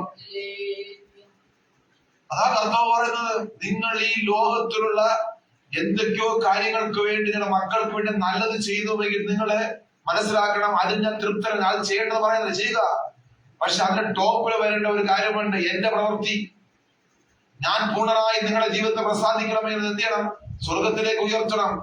എന്നോട് ചോദിപ്പീൻ, ഇതിനേക്കാൾ ഉപരി വ്യാലേശ്വരത ഒന്നുണ്ട്, പരിശുദ്ധാത്മാവ്. സ്വർഗത്തിലുള്ള നന്മകൾ, അനുഗ്രഹങ്ങൾ. നിങ്ങൾ അത് പ്രാപിക്കാൻ വേണ്ടി എന്നോട് യാചിപ്പീൻ, ഞാൻ നിങ്ങൾക്ക് അത് തരാം. ആ ദൈവം എത്ര ഭയങ്കരമായിരിക്കുന്നു. ഓ, സ്വർഗസ്ഥനായ പിതാവ് നിങ്ങളുടെ മക്കൾക്ക് നല്ല ദാനങ്ങൾ കൊടുക്കുന്ന അറിയുന്നുവെങ്കിൽ സ്വർഗസ്ഥനായ പിതാവിനോട് അപേക്ഷിക്കുമ്പോൾ അവൻ എത്ര അധികം നന്മ തരാതിരിക്കും. ഇവിടെ വീണ്ടും ദൈവം നമ്മളെ ചിന്തിപ്പിക്കുകയാണ്. എന്താണ് ചിന്തിക്കുന്നത്? നമ്മുടെ വസ്ത്രത്തിന്റെ കാര്യത്തിൽ പോലും യഹോവ ശ്രദ്ധ വയ്ക്കുന്ന ദൈവമാണ്. ഇനി ഉൽപ്പത്തി 1:29-30. ഭൂമിയിലെങ്ങും വിത്തുള്ള സസ്യങ്ങളും വൃക്ഷത്തിന്റെ വിത്തുള്ള ഫലം കായ്ക്കുന്ന സകല വൃക്ഷങ്ങളും ഇതാ ഞാൻ നിങ്ങൾക്ക് തന്നിരിക്കുന്നു. എങ്ങനെ ഇരിക്കുന്നു? നേരത്തെ വസ്ത്രത്തിന്റെ കാര്യത്തിൽ കർത്താവ് ശ്രദ്ധ വെച്ചല്ലേ? നമ്മുടെ അനാഥരെ കിട്ടോ? നിങ്ങൾ പറ. ഇതാ പറഞ്ഞു, ഇത് വായിക്കണം, ഭക്ഷിക്കണം. വചനം അറിയാത്തത് കൊണ്ടാണ് നമ്മൾ ഇവിടെ കിടന്ന് നെട്ടോട്ട് ഓടുന്നത്. വചനം ശരിക്കും പഠിക്കേ. ദൈവം തന്റെ മക്കളെ കരുതുന്ന വിധം. നേരത്തെ പറഞ്ഞ വസ്ത്രത്തിന്റെ കാര്യത്തിൽ കർത്താവ് ഉടുപ്പിച്ച്, ഒരു കുഞ്ഞിനെ ഉടുപ്പിക്കും പോലെ, ഒരു അമ്മ ഒരു കുഞ്ഞിനെ 6 മാസമായ ഒരു കുഞ്ഞിനെ ഉടുപ്പിക്കുന്നത് പോലെ ദൈവം വസ്ത്രം ഉടുപ്പിച്ചത് ഉണ്ടാക്കി, പുതിയ ഡ്രസ് ധരിച്ച് ഉണ്ടാക്കി അവരെ ഉടുപ്പിച്ചിരിക്കുന്ന അമ്മ. ഇപ്പൊ പറഞ്ഞത് എന്തോ അവർക്ക് ആകാര കാര്യങ്ങൾ പോലും കർത്താവ് ശ്രദ്ധ വെച്ചിരിക്കുന്നു. ആ വാക്യം വായിച്ചേ. ഭൂമിയിലെങ്ങും വിത്തുള്ള സസ്യങ്ങളും വൃക്ഷത്തിന്റെ വിത്തുള്ള ഫലം കായ്ക്കുന്നു വൃക്ഷങ്ങളും ഇതാ ഈ ഫലമല്ല ഞാൻ നിങ്ങൾക്ക് ഭക്ഷിപ്പാൻ തന്നിരിക്കുന്നു. ഈ ദൈവത്തിന് ഒരു അലേ പറഞ്ഞോട്ടെ. അതാണ് നീതിമാന്റെ സന്തതി അപ്പത്തിന് ഇത് അനുവദിക്കത്തില്ല. നീ നീതിമാനായിരിക്കാൻ തയ്യാറാണ്. ആരാണ് നീതിമാൻ? ലോകത്തിലുള്ളത് മാത്രമല്ല, ലോകത്തിലുള്ള നല്ല കാര്യങ്ങൾ മുറുകെ പിടിക്കുകയും ചെയ്യണം, ദൈവകാര്യങ്ങൾ ഒന്നാം സംഘിക്കുകയും ചെയ്യണം. അവൻ നീതിമാൻ. ആരാണ് നീതിമാൻ? ലോകത്തിലുള്ള നല്ല കാര്യങ്ങൾ മുറുകെ പിടിക്കുകയും ചെയ്യണം, അതോടൊപ്പം ദൈവകാര്യങ്ങളിൽ മുൻപന്തിയിൽ നിൽക്കണം. അവൻ നീതിമാൻ. അവന്റെ സന്തതി അപ്പത്തിലിറക്കുവാൻ ഈ പിതാവ് സമ്മതിക്കത്തില്ല. അത്രമാത്രം കേറിയ എന്ന് പറഞ്ഞ കർത്താവ് ദൈവം നമ്മെ വിളിക്കുമ്പോ ആർക്കും യേശുവിന് വേണ്ട, ആർക്കും പ്രാർത്ഥന വേണ്ട, ആർക്കും ഉപവാസം വേണ്ട, ആരാധന വേണ്ട, യേശുവിന് വേണ്ട. യേശുവിന് സമയം കൊടുക്കുവാൻ ആർക്കും കഴിയുന്നില്ല. ദൈവത്തിന്റെ കരുതൽ അതാണ്. അറിഞ്ഞുകൊണ്ട് ദൈവത്തെ ആരാധിക്കുന്നവനെ സേവിക്കുന്നവനെ ദൈവം മാനിച്ചുകൊണ്ടേ ഇരിക്കുന്ന. അപ്പോ വസ്ത്രകാര്യത്തെ ശ്രദ്ധിച്ചല്ലേ, ആഹാര കാര്യത്തെ ശ്രദ്ധിച്ചാണ്. ഇരമ്യ 33:6 വായിച്ചാട്ടെ. ഇരമ്യ 33:6.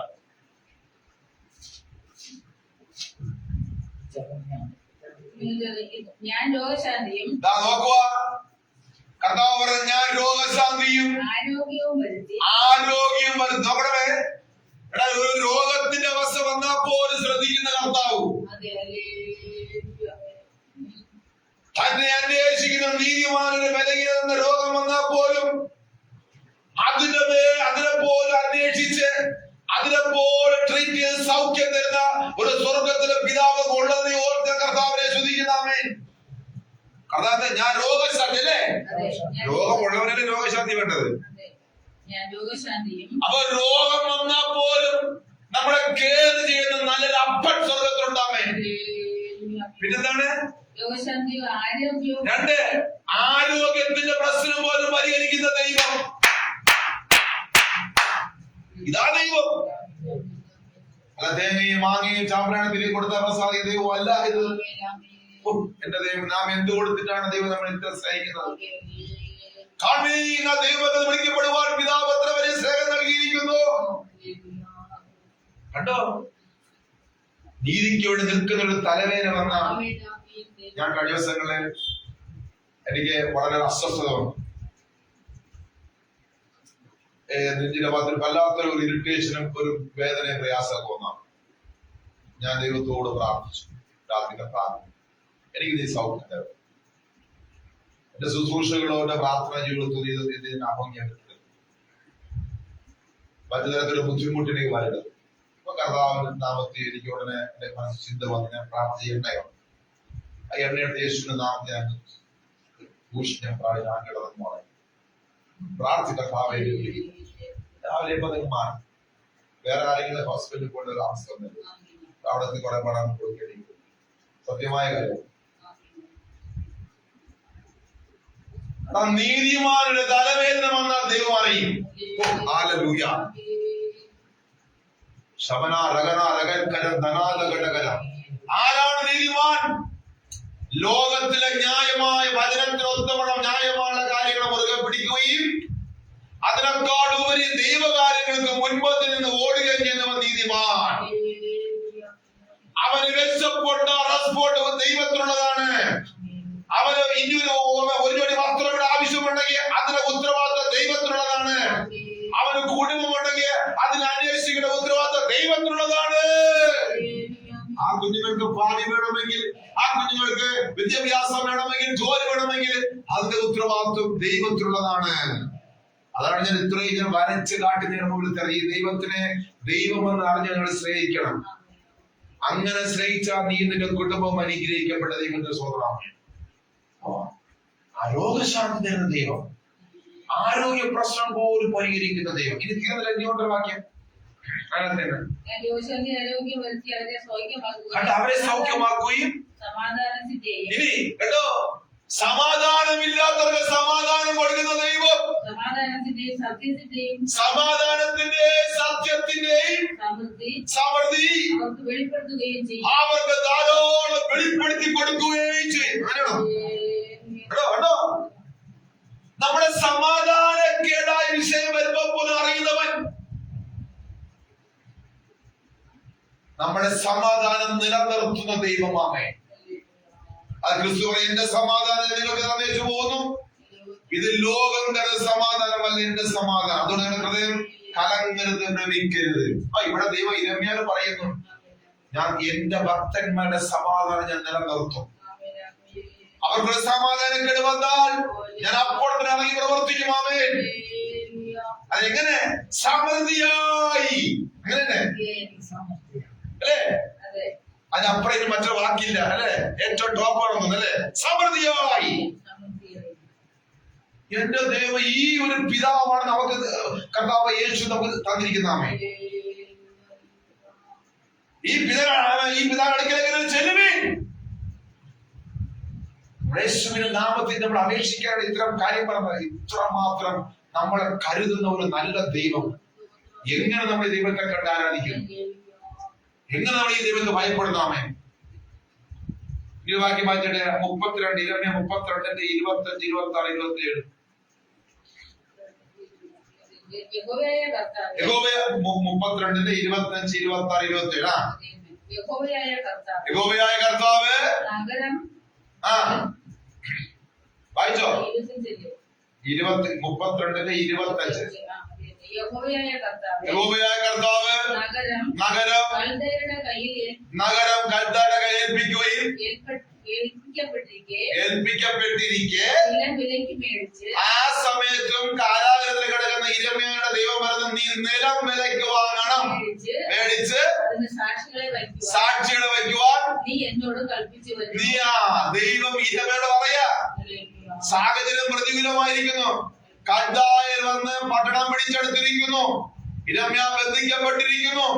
ഇതിന്റെ നടുവിലും ആത്മാവ് പറയുന്നു, എന്താ പറഞ്ഞിരിക്കുന്നത്? ആത്മാവ് പറഞ്ഞിരിക്കുന്നു, നീ എന്ത് ചെയ്യണം?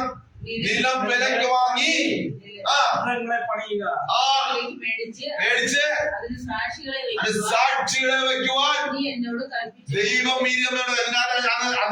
മനസ്സിലാക്കേണ്ടത്, ഒരു ഭക്തര് ഭൂമിയിൽ താമസിക്കണമെങ്കിൽ എന്ത് വേണം? നിലം വേണം. കണ്ടേ? ഇരമ്യാനത്തിന് വേറെ പറഞ്ഞിരിക്കുന്ന ഭൂമി ഉണ്ടാക്കിയിരിക്കുന്നത് മനുഷ്യന് പാർപ്പാനത്രേ. അങ്ങനെയെങ്കിൽ നിലം ആവശ്യമായിരിക്കും. നമുക്ക് വേണ്ടേ? നിലം വേണ്ടേ? അപ്പൊ നമ്മൾ താമസിക്കേണ്ട നിലത്തെ കുറിച്ച് ഒരു ചിന്തയുള്ള, എത്ര ആഗ്രഹമുള്ള, ഉത്തരവാദിത്വമുള്ള ആ ദൈവത്തിന് ഒരു അല്ലേലി പറഞ്ഞാട്ടെ. ഹല്ലേലൂയ. ദൈവത്തെ ദൈവം വന്ന് തിരിച്ചറിഞ്ഞ് നീ സ്തുതിക്കാൻ തയ്യാറെങ്കിൽ നിന്റെ വസ്ത്രത്തിന്റെ പ്രശ്നം പരിഹരിക്കപ്പെടും, നിന്റെ ആഹാരത്തിന്റെ പ്രശ്നം പരിഹരിക്കപ്പെടും, നിന്റെ നിലത്തിന്റെ പ്രശ്നം പരിഹരിക്കപ്പെടും, നിന്റെ ആരോഗ്യ പ്രശ്നം പരിഹരിക്കപ്പെടും.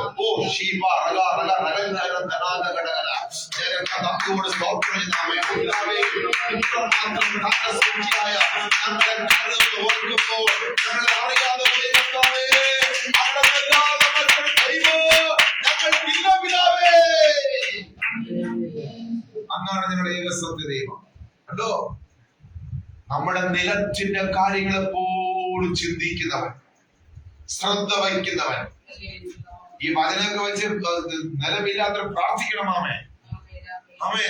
കർത്താവ് തരും. ആമേ. ഇനി 27 തീർന്നോ? വേണ്ട, ഇനി 29 വായിച്ചോട്ടെ. ഇരമ്യ 29:5. നിങ്ങൾ വീടുകളെ പണിത്. ഇനി നിലമുണ്ടായിട്ട് കാര്യമുണ്ടോ? മുസ്ലിം പറയാൻ ആ വീടുകളുടെ കാര്യം പോലും ശ്രദ്ധ പോയത്. എന്റെ ദൈവം, വീടുകളെ പണിത് നിങ്ങൾ വീടുകളെ പണിത് തോട്ടങ്ങളെ ഉണ്ടാക്കണം. അതുകൊണ്ട് ഫലം നിങ്ങൾ അനുഭവിക്കണം. പിന്നെ ഭാര്യമാരെ കുടുംബമായി ജീവിക്കണം. പുത്രന്മാരെ ജനിപ്പിക്കണം. ഓ മതി. അത് വായിക്കുന്നതാണ്. നിങ്ങൾ അവിടെ കുറഞ്ഞു പോകാതെ പെരുകേണ്ടതിന് പുത്രന്മാർക്ക് കല്യാണം നടക്കണം. എത്ര ഭയങ്കരമായ കർത്താവ്. ആ കുടുംബങ്ങളുടെ കാര്യം പോലും ശ്രദ്ധ വയ്ക്കുന്ന ദൈവം, മക്കളെ വിവാഹം കഴിക്കുന്ന കാര്യത്തിൽ പോലും ശ്രദ്ധ വയ്ക്കുന്ന ദൈവം അല്ലേ? എന്റെ ദൈവം എത്രമാത്രം ദൈവത്തിന്റെ കരുതൽ. ഇതെല്ലാം നമ്മൾ പോലും ചിന്തിക്കാത്ത കാര്യമാണ് ദൈവം ചിന്തിക്കുന്നത്. ഒരു ഭക്തന്റെ ജീവിതത്തിൽ കുടുംബമായവർക്ക് മക്കൾ വേണം, മക്കൾ വളരും, അവർക്ക് വിവാഹം വേണം, പിന്നെ അവർക്ക് പാർക്കാൻ നിലം വേണം, അവർക്ക് അധ്വാനിക്കാൻ മുന്തിരിത്തോട്ടം വേണം.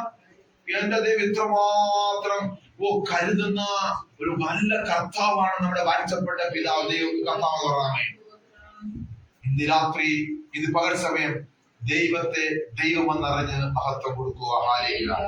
ആമേൻ. ഫിലിപ്പിയർ 4:19.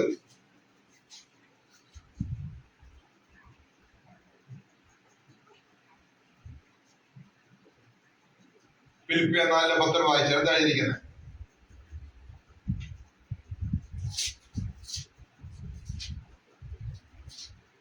നിങ്ങളുടെ സകല ബുദ്ധിമുട്ടുകളെ അവിടുത്തെ മഹിമാധനത്തിലൊത്തവണ്ണം ക്രിസ്തുവേ എന്റെ ദൈവമാണ്, എന്റെ ദൈവമോ നിങ്ങളുടെ ബുദ്ധിമുട്ടൊക്കെ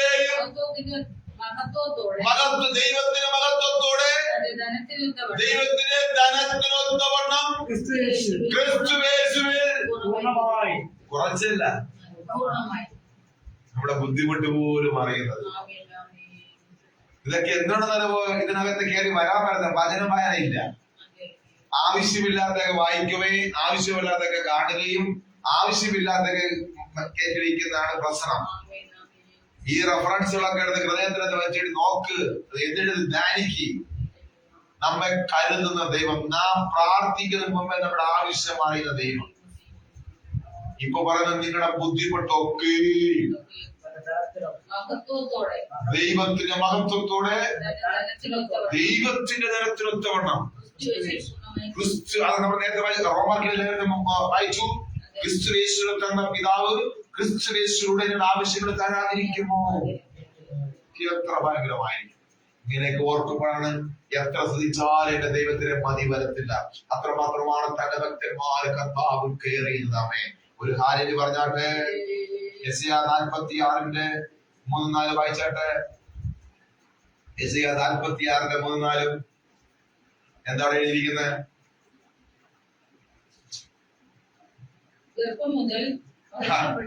തീർന്നില്ല. ഗർഭം മുതൽ വഹിക്കണം. ഉദരത്തിലെപ്പോൾ നമ്മൾ വഹിക്കുന്നവൻ, ഒരു കുഞ്ഞു ശിശുവായ ഉദരത്തിലായിരിക്കുമ്പോൾ ഉദരത്തെ താങ്ങുന്നവനാ.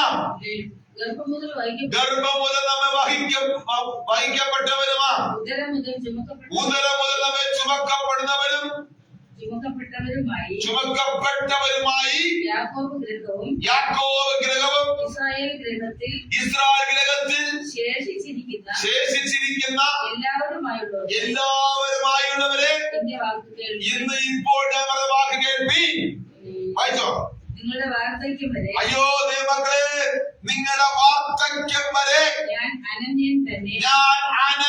നമ്മുടെ വാർദ്ധക്യം പോലും ശ്രദ്ധ വെച്ച് പ്രവർത്തിക്കുന്നവൻ വാർദ്ധക്യത്തെ പോലും നമ്മുടെ ആരോഗ്യത്തെ കെയർ ചെയ്യുന്നവൻ, നമ്മെ കരുതുന്നവൻ. അവാക്യം വായിക്കണം. ശേഷിച്ചിരിക്കുന്ന എല്ലാവരുമായുള്ള എല്ലാ ദൈവമക്കളും അറിയണമാ. ദൈവത്തിന്റെ വാക്ക് കേൾപ്പി. നിങ്ങളുടെ വാർദ്ധക്യം വരെ നിങ്ങൾക്കൊരു വാർദ്ധക്യം ദൈവം അനുവദിച്ച വാർദ്ധക്യത്തിന് വാർദ്ധക്യം വരെ ഞാൻ അനന്യൻ തന്നെ. കർത്താവ് ഞാൻ അനന്യൻ തന്നെ.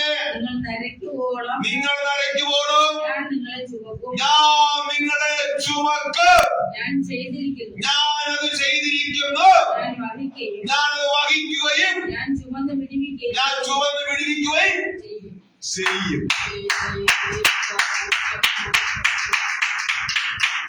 എത്ര ഭയങ്കരമായിരിക്കുന്നു. നാം ക്രിസ്തുവിൽ മരിക്കുന്നത് വരെയും, നമ്മുടെ ശരീരം പെട്ടിക്കകത്ത് കിടക്കുന്നത് വരെയും സ്നേഹത്തോട് നമ്മെ കരുതുന്ന ഒരു പിതാവ്.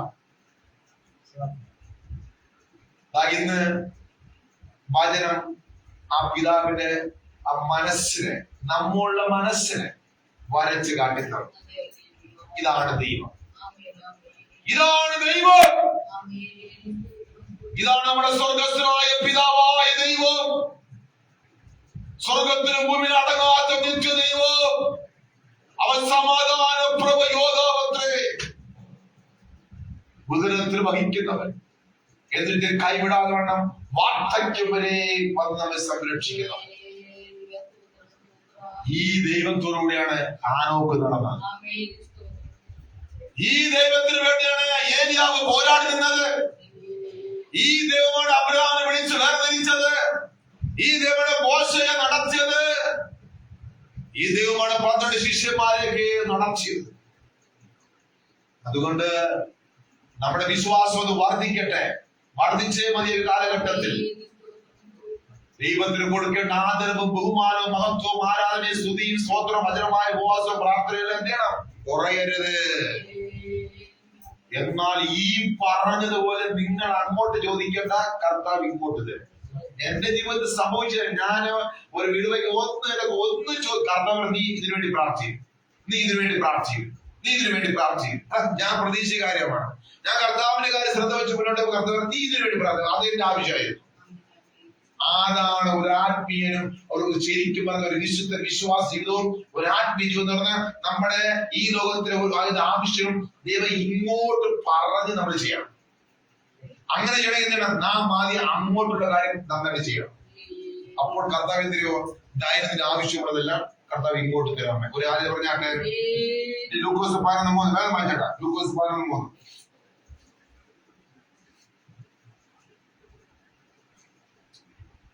ലൂക്കോസ് 11:3 വേഗം വായിച്ചാട്ടെ.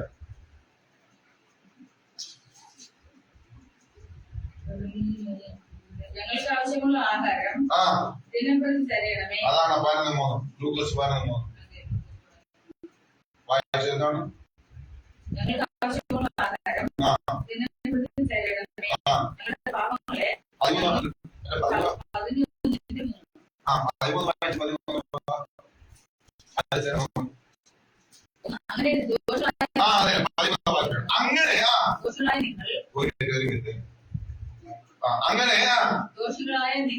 അങ്ങനെ ദോഷികളായ നിങ്ങൾ നിങ്ങളുടെ മക്കൾക്ക് നല്ല ദാനങ്ങളെ ഈ ലോകത്ത് കൊടുക്കുവാൻ നിങ്ങൾ അപ്പുറം അറിയുന്നുവെങ്കിൽ സ്വർഗ്ഗസ്ഥനായ പിതാവ് ദൈവത്തോട് യാചിക്കുന്നവർക്ക് പരിശുദ്ധാത്മാവിനെ അധികം കൊടുക്കും.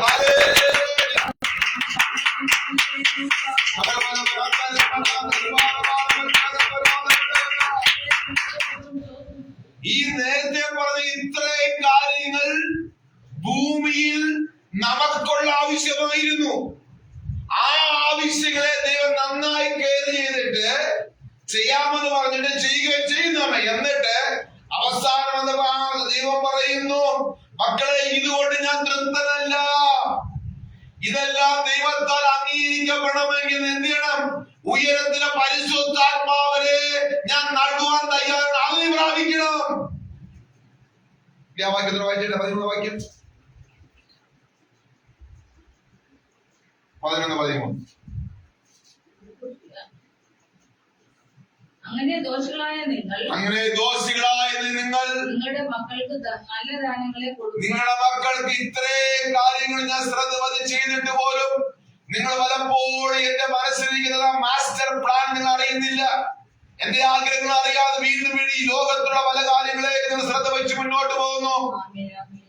എന്നാൽ അതിനേക്കാൾ ഉപരിയാ ഒരുവനെ അറിയുന്നുവെങ്കിൽ സ്വർഗ്ഗസ്ഥനായ പിതാവ് എന്നോട് യാചിക്കുന്നു ആ ദൈവത്തോട് യാചിക്കുന്നവർക്ക് പരിശുദ്ധാത്മാവിനെ എത്ര അധികം പരിശുദ്ധാത്മാവിനെ അധികം നൽകും.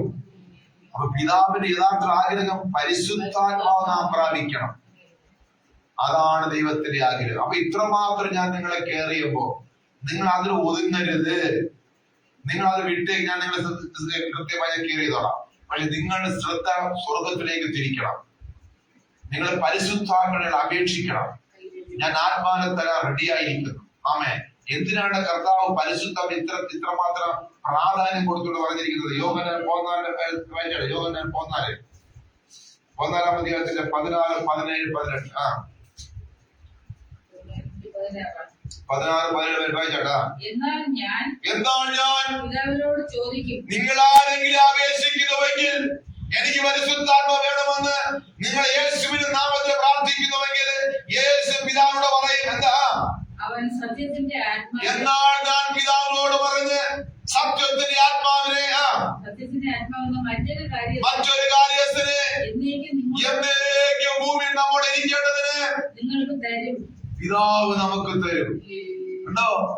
അപ്പൊ എന്തിനാ നമ്മൾ ചോദിക്കണം, നമ്മൾ അപേക്ഷിക്കണം. ഇവിടെ കിടന്ന മുട്ടയും ലഡുവല്ല ചോദിക്കേണ്ടത്. എന്താ ചോദിക്കേണ്ടത്? അതെല്ലാം കർത്താവ് തന്നോളും. നമ്മൾ കറക്കണം. നേരത്തെ വായിച്ചല്ലോ. അതെല്ലാം നാം ആത്മീയത്തിൽ സ്ട്രൈറ്റ് ആയിരിക്കുമ്പോൾ അതെല്ലാം കർത്താവ് തന്നോളും. പക്ഷെ എങ്കിലും കർത്താവിന് മനസ്സിലിരിക്കുന്നതായ ഒരു വലിയൊരു പ്ലാനാണ് അവിടുത്തെ ആത്മാവിനെ നാം പ്രാപിക്കണമെന്നുള്ളത്. അത് കർത്താവ് പറയുന്നു, നിങ്ങൾ ചോദിച്ചാൽ ഞാൻ നിങ്ങൾക്ക് തരും. അത് യേശുക്രിസ്തു നാമത്തിൽ നിങ്ങൾ ചോദിക്കുമ്പോൾ എന്നേക്കും കൂടെ ഇരിക്കുന്നത് മറ്റൊരു കാര്യസ്ഥനായ പരിശുദ്ധാത്മാവിനെ സത്യത്തിന്റെ ആത്മാവായ മറ്റൊരു കാര്യസ്ഥനെ എന്നേക്കും നിങ്ങളുടെ കൂടെ ഇരിക്കേണ്ടതിന് നിങ്ങൾക്ക് തരും. കണ്ടോ? അപ്പൊ ഈ കാലഘട്ടത്തിൽ പരിശുദ്ധാത്മമില്ലെങ്കിൽ നമുക്കൊരു വിശുദ്ധ ജീവിതം നയിക്കാൻ കഴിയത്തില്ല. പരിശുദ്ധാത്മമില്ലെങ്കിൽ ദൈവരാജ്യം കരസ്ഥമാക്കാൻ കഴിയത്തില്ല. അപ്പൊ പരിശുദ്ധാത്മാവ് പഴയ കാലഘട്ടത്തില് വന്നും പോയി നിൽക്കുന്ന കാലഘട്ടമായിരുന്നു. എന്നാൽ ഈ കാലഘട്ടത്തിൽ എന്നും സ്റ്റില്ലായി നമ്മുടെ കൂടെ ഇരിക്കുവാൻ പിതാവ് ആഗ്രഹിക്കുന്നു. ഇരുന്നേ മതിയാവും. ഇല്ലെങ്കിൽ നമ്മുടെ അധർമ്മത്തിന് വ്യാപാരം നമ്മളെ കീഴ്പ്പെടുത്തി കളയും. മനസ്സിലായില്ല? അതുകൊണ്ട് മുട്ടയും തേനും ഒക്കെ ചോദിക്കുന്നതിനുപരി ആത്മാവിന് ദരിദ്രരായവർ ഭാഗ്യവാന്മാർ. നിങ്ങൾ ആ ദാരിദ്ര്യം മാറ്റിയേ മതിയാവും. കാരണം കർത്താവ്, എനിക്ക് ആത്മാവ് പോരാ, എന്റെ ആത്മീയവിശുദ്ധനെ ദാരിദ്ര്യങ്ങളെ മാറ്റിത്തരണം കർത്താവെ, എന്നെ ആത്മീയ സമ്പന്നരാക്കണമെന്ന് എത്ര പേര് പ്രാർത്ഥിക്കാൻ തയ്യാറെങ്കില് ആത്മീയത്തിലെ ദാരിദ്ര്യങ്ങളെ എന്റെ കർത്താവ് മാറ്റിത്തരും. ഇവിടെ കിടന്ന് ആവശ്യമുള്ള ഭൗതികത്തിലും നീ ഫോക്കസ് ചെയ്യല്ലേ. ആമേ. അത് ഇത്രയും വചന വായിച്ചല്ല, അതെല്ലാം നീ ആവശ്യപ്പെടുന്നതിന് മുൻപേ പിതാവ് അറിയുന്നു. നീ പിതാവിന്റെ ഉള്ളിലിരിക്കുന്ന ആഗ്രഹം സാധിപ്പിച്ചുകൊണ്ട് എന്താഗ്രഹം? അവന്റെ ആത്മാവിനെ പ്രാപിക്കുക. നാം എല്ലാവരും വാക്യം തീർന്നില്ലല്ലോ. 18 വായിച്ചാട്ടെ. 14, 16, 17, 18.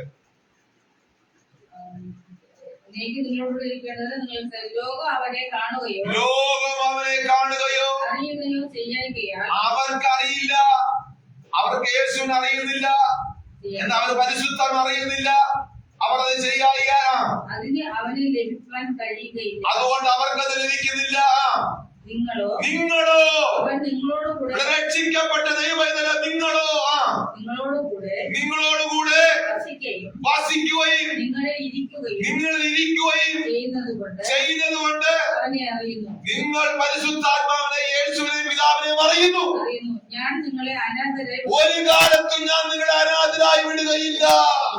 നിങ്ങൾ അനാഥരായി തീരാതിരിക്കണമെങ്കിൽ നിങ്ങളിൽ ഒരു ക്വാളിറ്റി കാണണം. എന്താ പറയുക? പരിശുദ്ധാത്മാവ് ഉണ്ടായിരിക്കണം. ഞാൻ നിങ്ങളോട് കൂടെ വരും.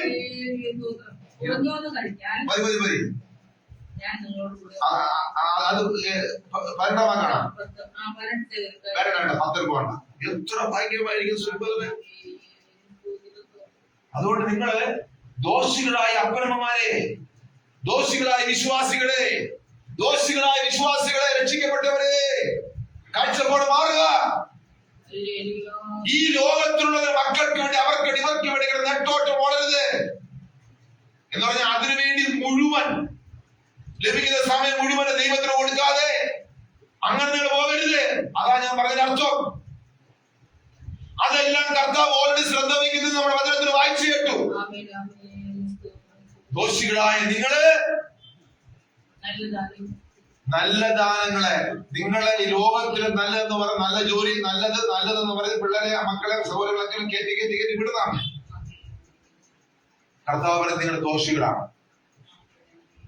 എന്റെ കാര്യം ശ്രദ്ധിക്കാതെ ലോകത്തിലുള്ള കാര്യത്തിലേക്ക് നീ നിന്റെ കുടുംബം നയിച്ചോണ്ട് പോകുന്നെങ്കിൽ കർത്താവ് നിങ്ങളെല്ലാം എന്റെ മുമ്പിൽ ദോഷികളാണ്. ദോഷികളായ നിങ്ങളുടെ മക്കൾക്ക് ഈ ലോകത്തിലുള്ളത് കുറെ നന്മയായ കാര്യങ്ങൾ നല്ലതും ചെയ്യുന്നുവെങ്കിൽ സ്വർഗസ്ഥനായ നിങ്ങളുടെ പിതാവിനോട് നിങ്ങൾ ചോദിപ്പിൻ. അവർ എത്ര അധികം ആ നന്മ. ലൂക്കോസ് പറയുന്ന പരിശുദ്ധാത്മാവ്. ലൂക്കോസ് പറയുന്നു ആ നന്മ പരിശുദ്ധാത്മാവ്. പരിശുദ്ധാത്മാവ് നന്മ ദൈവം തരുവാന്ന് നിങ്ങൾ ചോദിക്കാൻ തയ്യാറെങ്കിൽ യേശു കർത്താവ് വാങ്ങിത്ത് മറ്റൊരു കാര്യസ്ഥ പരിശുദ്ധാത്മാവിനെ പിതാവ് നമ്മുടെ മേലയക്കും. എന്തിനാണ്? എന്നേക്കും ഇരിക്കേണ്ടതിന്, നമ്മെ വഴി നടത്തേണ്ടതിന്, പാപബോധം വരുത്തേണ്ടതിന്, നിത്യതയെ കുറിച്ചുള്ള അറിവ് തരേണ്ടതിന്, നമ്മെ സംരക്ഷി മുദ്രയിടപ്പെട്ട് സ്വർഗത്തിലേക്ക് എടുക്കപ്പെടുന്നതിന് പരിശുദ്ധാത്മാവിനെ കർത്താവ് വാങ്ങിത്തരും. എന്നേക്കും കൂടെ ഇരിക്കണം അല്ലേ? ഞാൻ ഒരു കാലത്ത് നിങ്ങളെ അനാഥരമായി വിടുകയില്ല. ഇനി ഞാൻ നിർത്താൻ പോകുന്ന 1 യോഹന്നാൻ 1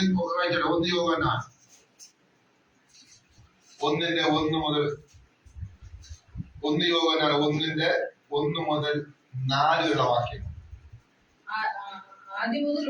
ആദിമുതലുള്ളതും ഞങ്ങൾ കേട്ടതും സ്വന്തം കണ്ടുകൊണ്ട് കണ്ടതും ഞങ്ങൾ നോക്കിയതും ഞങ്ങളുടെ കൈ തൊട്ടതും ആയ ജീവന്റെ വചനം സംബന്ധിച്ച് ജീവൻ പ്രത്യക്ഷമായി ഞങ്ങൾ കണ്ടു സാക്ഷീകരിക്കുകയും പിതാവിനോട് കൂടെ ഇരിക്കുകയും ഇരുന്ന് ഞങ്ങൾക്ക് പ്രത്യക്ഷമായതും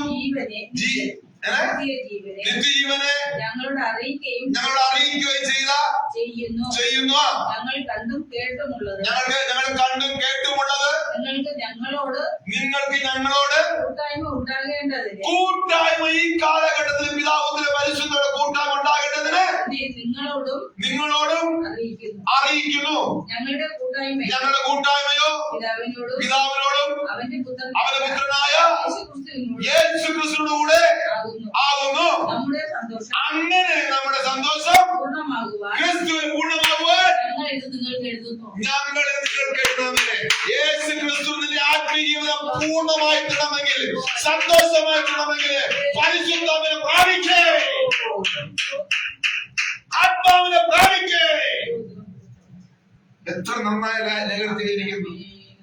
ഒരു ക്രിസ്തീയ ജീവിതം സന്തോഷം പരിപൂർണമാണെങ്കിൽ, പൂർണ്ണമാണെങ്കിൽ നമ്മുടെ കൂട്ടായ്മ പിതാവുദ്ര പരിശുദ്ധാത്മാവ് തന്നെ ആയിരിക്കണം. പരിശുദ്ധാത്മാവ് പ്രാപിച്ചുള്ള കൂട്ടായ്മ. ഓ ഹല്ലേലൂയ. അങ്ങനെ നമ്മുടെ സന്തോഷം പൂർണ്ണമാകും. മതിയല്ലോ. വളരെ നന്നായി കർത്താവ് പറഞ്ഞില്ലേ? ആമേൻ.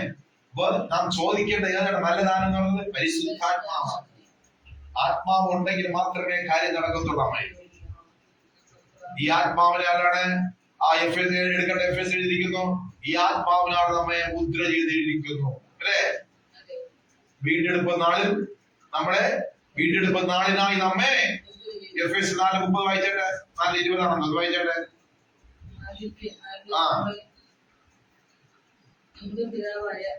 നമ്മുടെ ദൈവവും പിതാവുമായവൻ എന്നേക്കും മഹത്വമാണ്. എഫേസ് 4:20 വായിക്കും.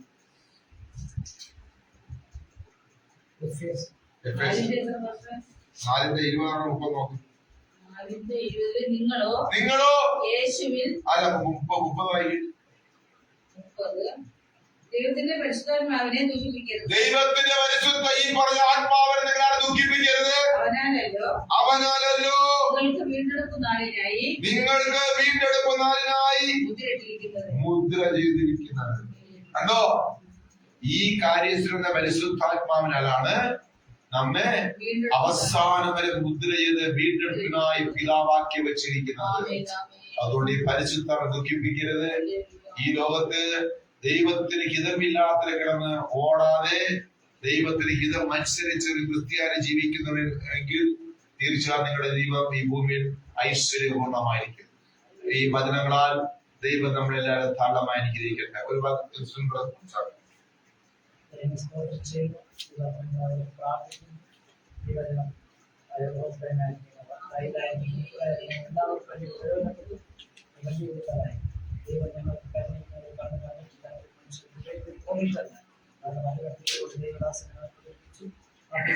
എല്ലാവരുടെ ജീവിതത്തിൽ വലിയ നമ്മുടെ വിശ്വാസത്തെ വർദ്ധിച്ചു വരട്ടെ എന്ന് പ്രാർത്ഥിക്കുന്നു. വിദേശത്തായിരിക്കുന്നവർ എല്ലാവരും ഇവിടെ വീണ്ടും പറ്റുന്ന സംസാരിക്കുന്ന ദാസിൽ എല്ലാവരും ഒരുമിച്ച് അവരുടെ പ്രാർത്ഥന വിഷയങ്ങൾ പൂർണ്ണമാക്കി പഠിക്കും. പല ദിവസങ്ങൾ ഗുരുവിന്റെ സാക്ഷിയായിട്ട് നാളത്തെ മീറ്റിംഗ് അവർക്ക് പ്രാർത്ഥിക്കും. രണ്ടാമത്തെ നായകരോടും അവർക്ക് വലിയ ആശ്വാസം ഇതിനാക്കി വീണ്ടും വല്ലാത്ത വലിയ ഉള്ള മറ്റുള്ള പാടി പോകാനുള്ള സന്തോഷം വിശുദ്ധ കേൾസിത്തനായിരുന്നു. വീണ്ടും ഞങ്ങൾ എല്ലാവരും ആ യാത്ര വാഹനങ്ങളെല്ലാം പ്രൊട്ടക്ട് ചെയ്യുന്നു. എല്ലാം ഞാൻ കഴിഞ്ഞ കർത്താവ് നമ്മുടെ പ്രാർത്ഥനയായി സ്തോത്രം ചെയ്യാം. സ്തോത്രം സ്തോത്രം. നല്ലൊരു ആലോചന കർത്താവ് കേൾപ്പിച്ചതിനായി സ്തോത്രം ചെയ്യാം. സ്തോത്രം സ്തോത്രം. നാളത്തെ ഉപവാസ പ്രാർത്ഥന അനുഗ്രഹത്തിനായി സ്തോത്രം ചെയ്യാം. സ്തോത്രം സ്തോത്രം. മറ്റന്നാൾ ഞായറാഴ്ചയും കർത്തൃമേശയുണ്ടല്ലോ, 10 മണിക്കാരുണ്ടല്ലോ. കർത്താവ് അനുഗ്രഹിക്കുന്നതിനായി സ്തോത്രം ചെയ്യാം. സ്തോത്രം. കർത്താവ് വരവിനായി നമുക്ക് സ്തോത്രം ചെയ്യാം. സ്തോത്രം സ്തോത്രം. കർത്താവ് 1000 മണി ഭൂമിയിലെ വാഴ്ചയ്ക്കായി സ്തോത്രം ചെയ്യാം. സ്തോത്രം സ്തോത്രം. പിതാവായ ദൈവത്തിന്റെ സ്നേഹം, പുത്രനായ യേശുക്രിസ്തുവിന്റെ സമാധാനം, ആശ്വാസത്തിന്റെ പരിശുദ്ധന്റെ കൂട്ടായ്മ സഹോദരങ്ങളും ഇന്ന് മുതൽ എപ്പോഴും ഉണ്ടായിരിക്കുമാറാകട്ടെ. അർഹപ്പെട്ട വിജ്ഞാനം മൊത്തം കൊടുക്കാം. വേഗം വരണമേ. ആമേൻ ആമേൻ. നാളെ 11 മണിക്ക് പ്രാർത്ഥനയുണ്ട്. കടന്നുവരിക. ഗോൾഗേറ്റ് വന്ന എല്ലാ കുടുംബങ്ങളെയും കർത്താവ് ധാരാളമായി അനുഗ്രഹിക്കട്ടെ. ബലത്തോടായിരിക്കാം, പ്രത്യക്ഷമായിരിക്കും, അനുഗ്രഹിക്കട്ടെ. പ്രൈസ് ആമേൻ. ലൈവിൽ വന്ന എല്ലാ കുടുംബങ്ങളെയും അനുഗ്രഹിക്കട്ടെ. പ്രാർത്ഥന അറിയിക്കാം. പ്രൈസ്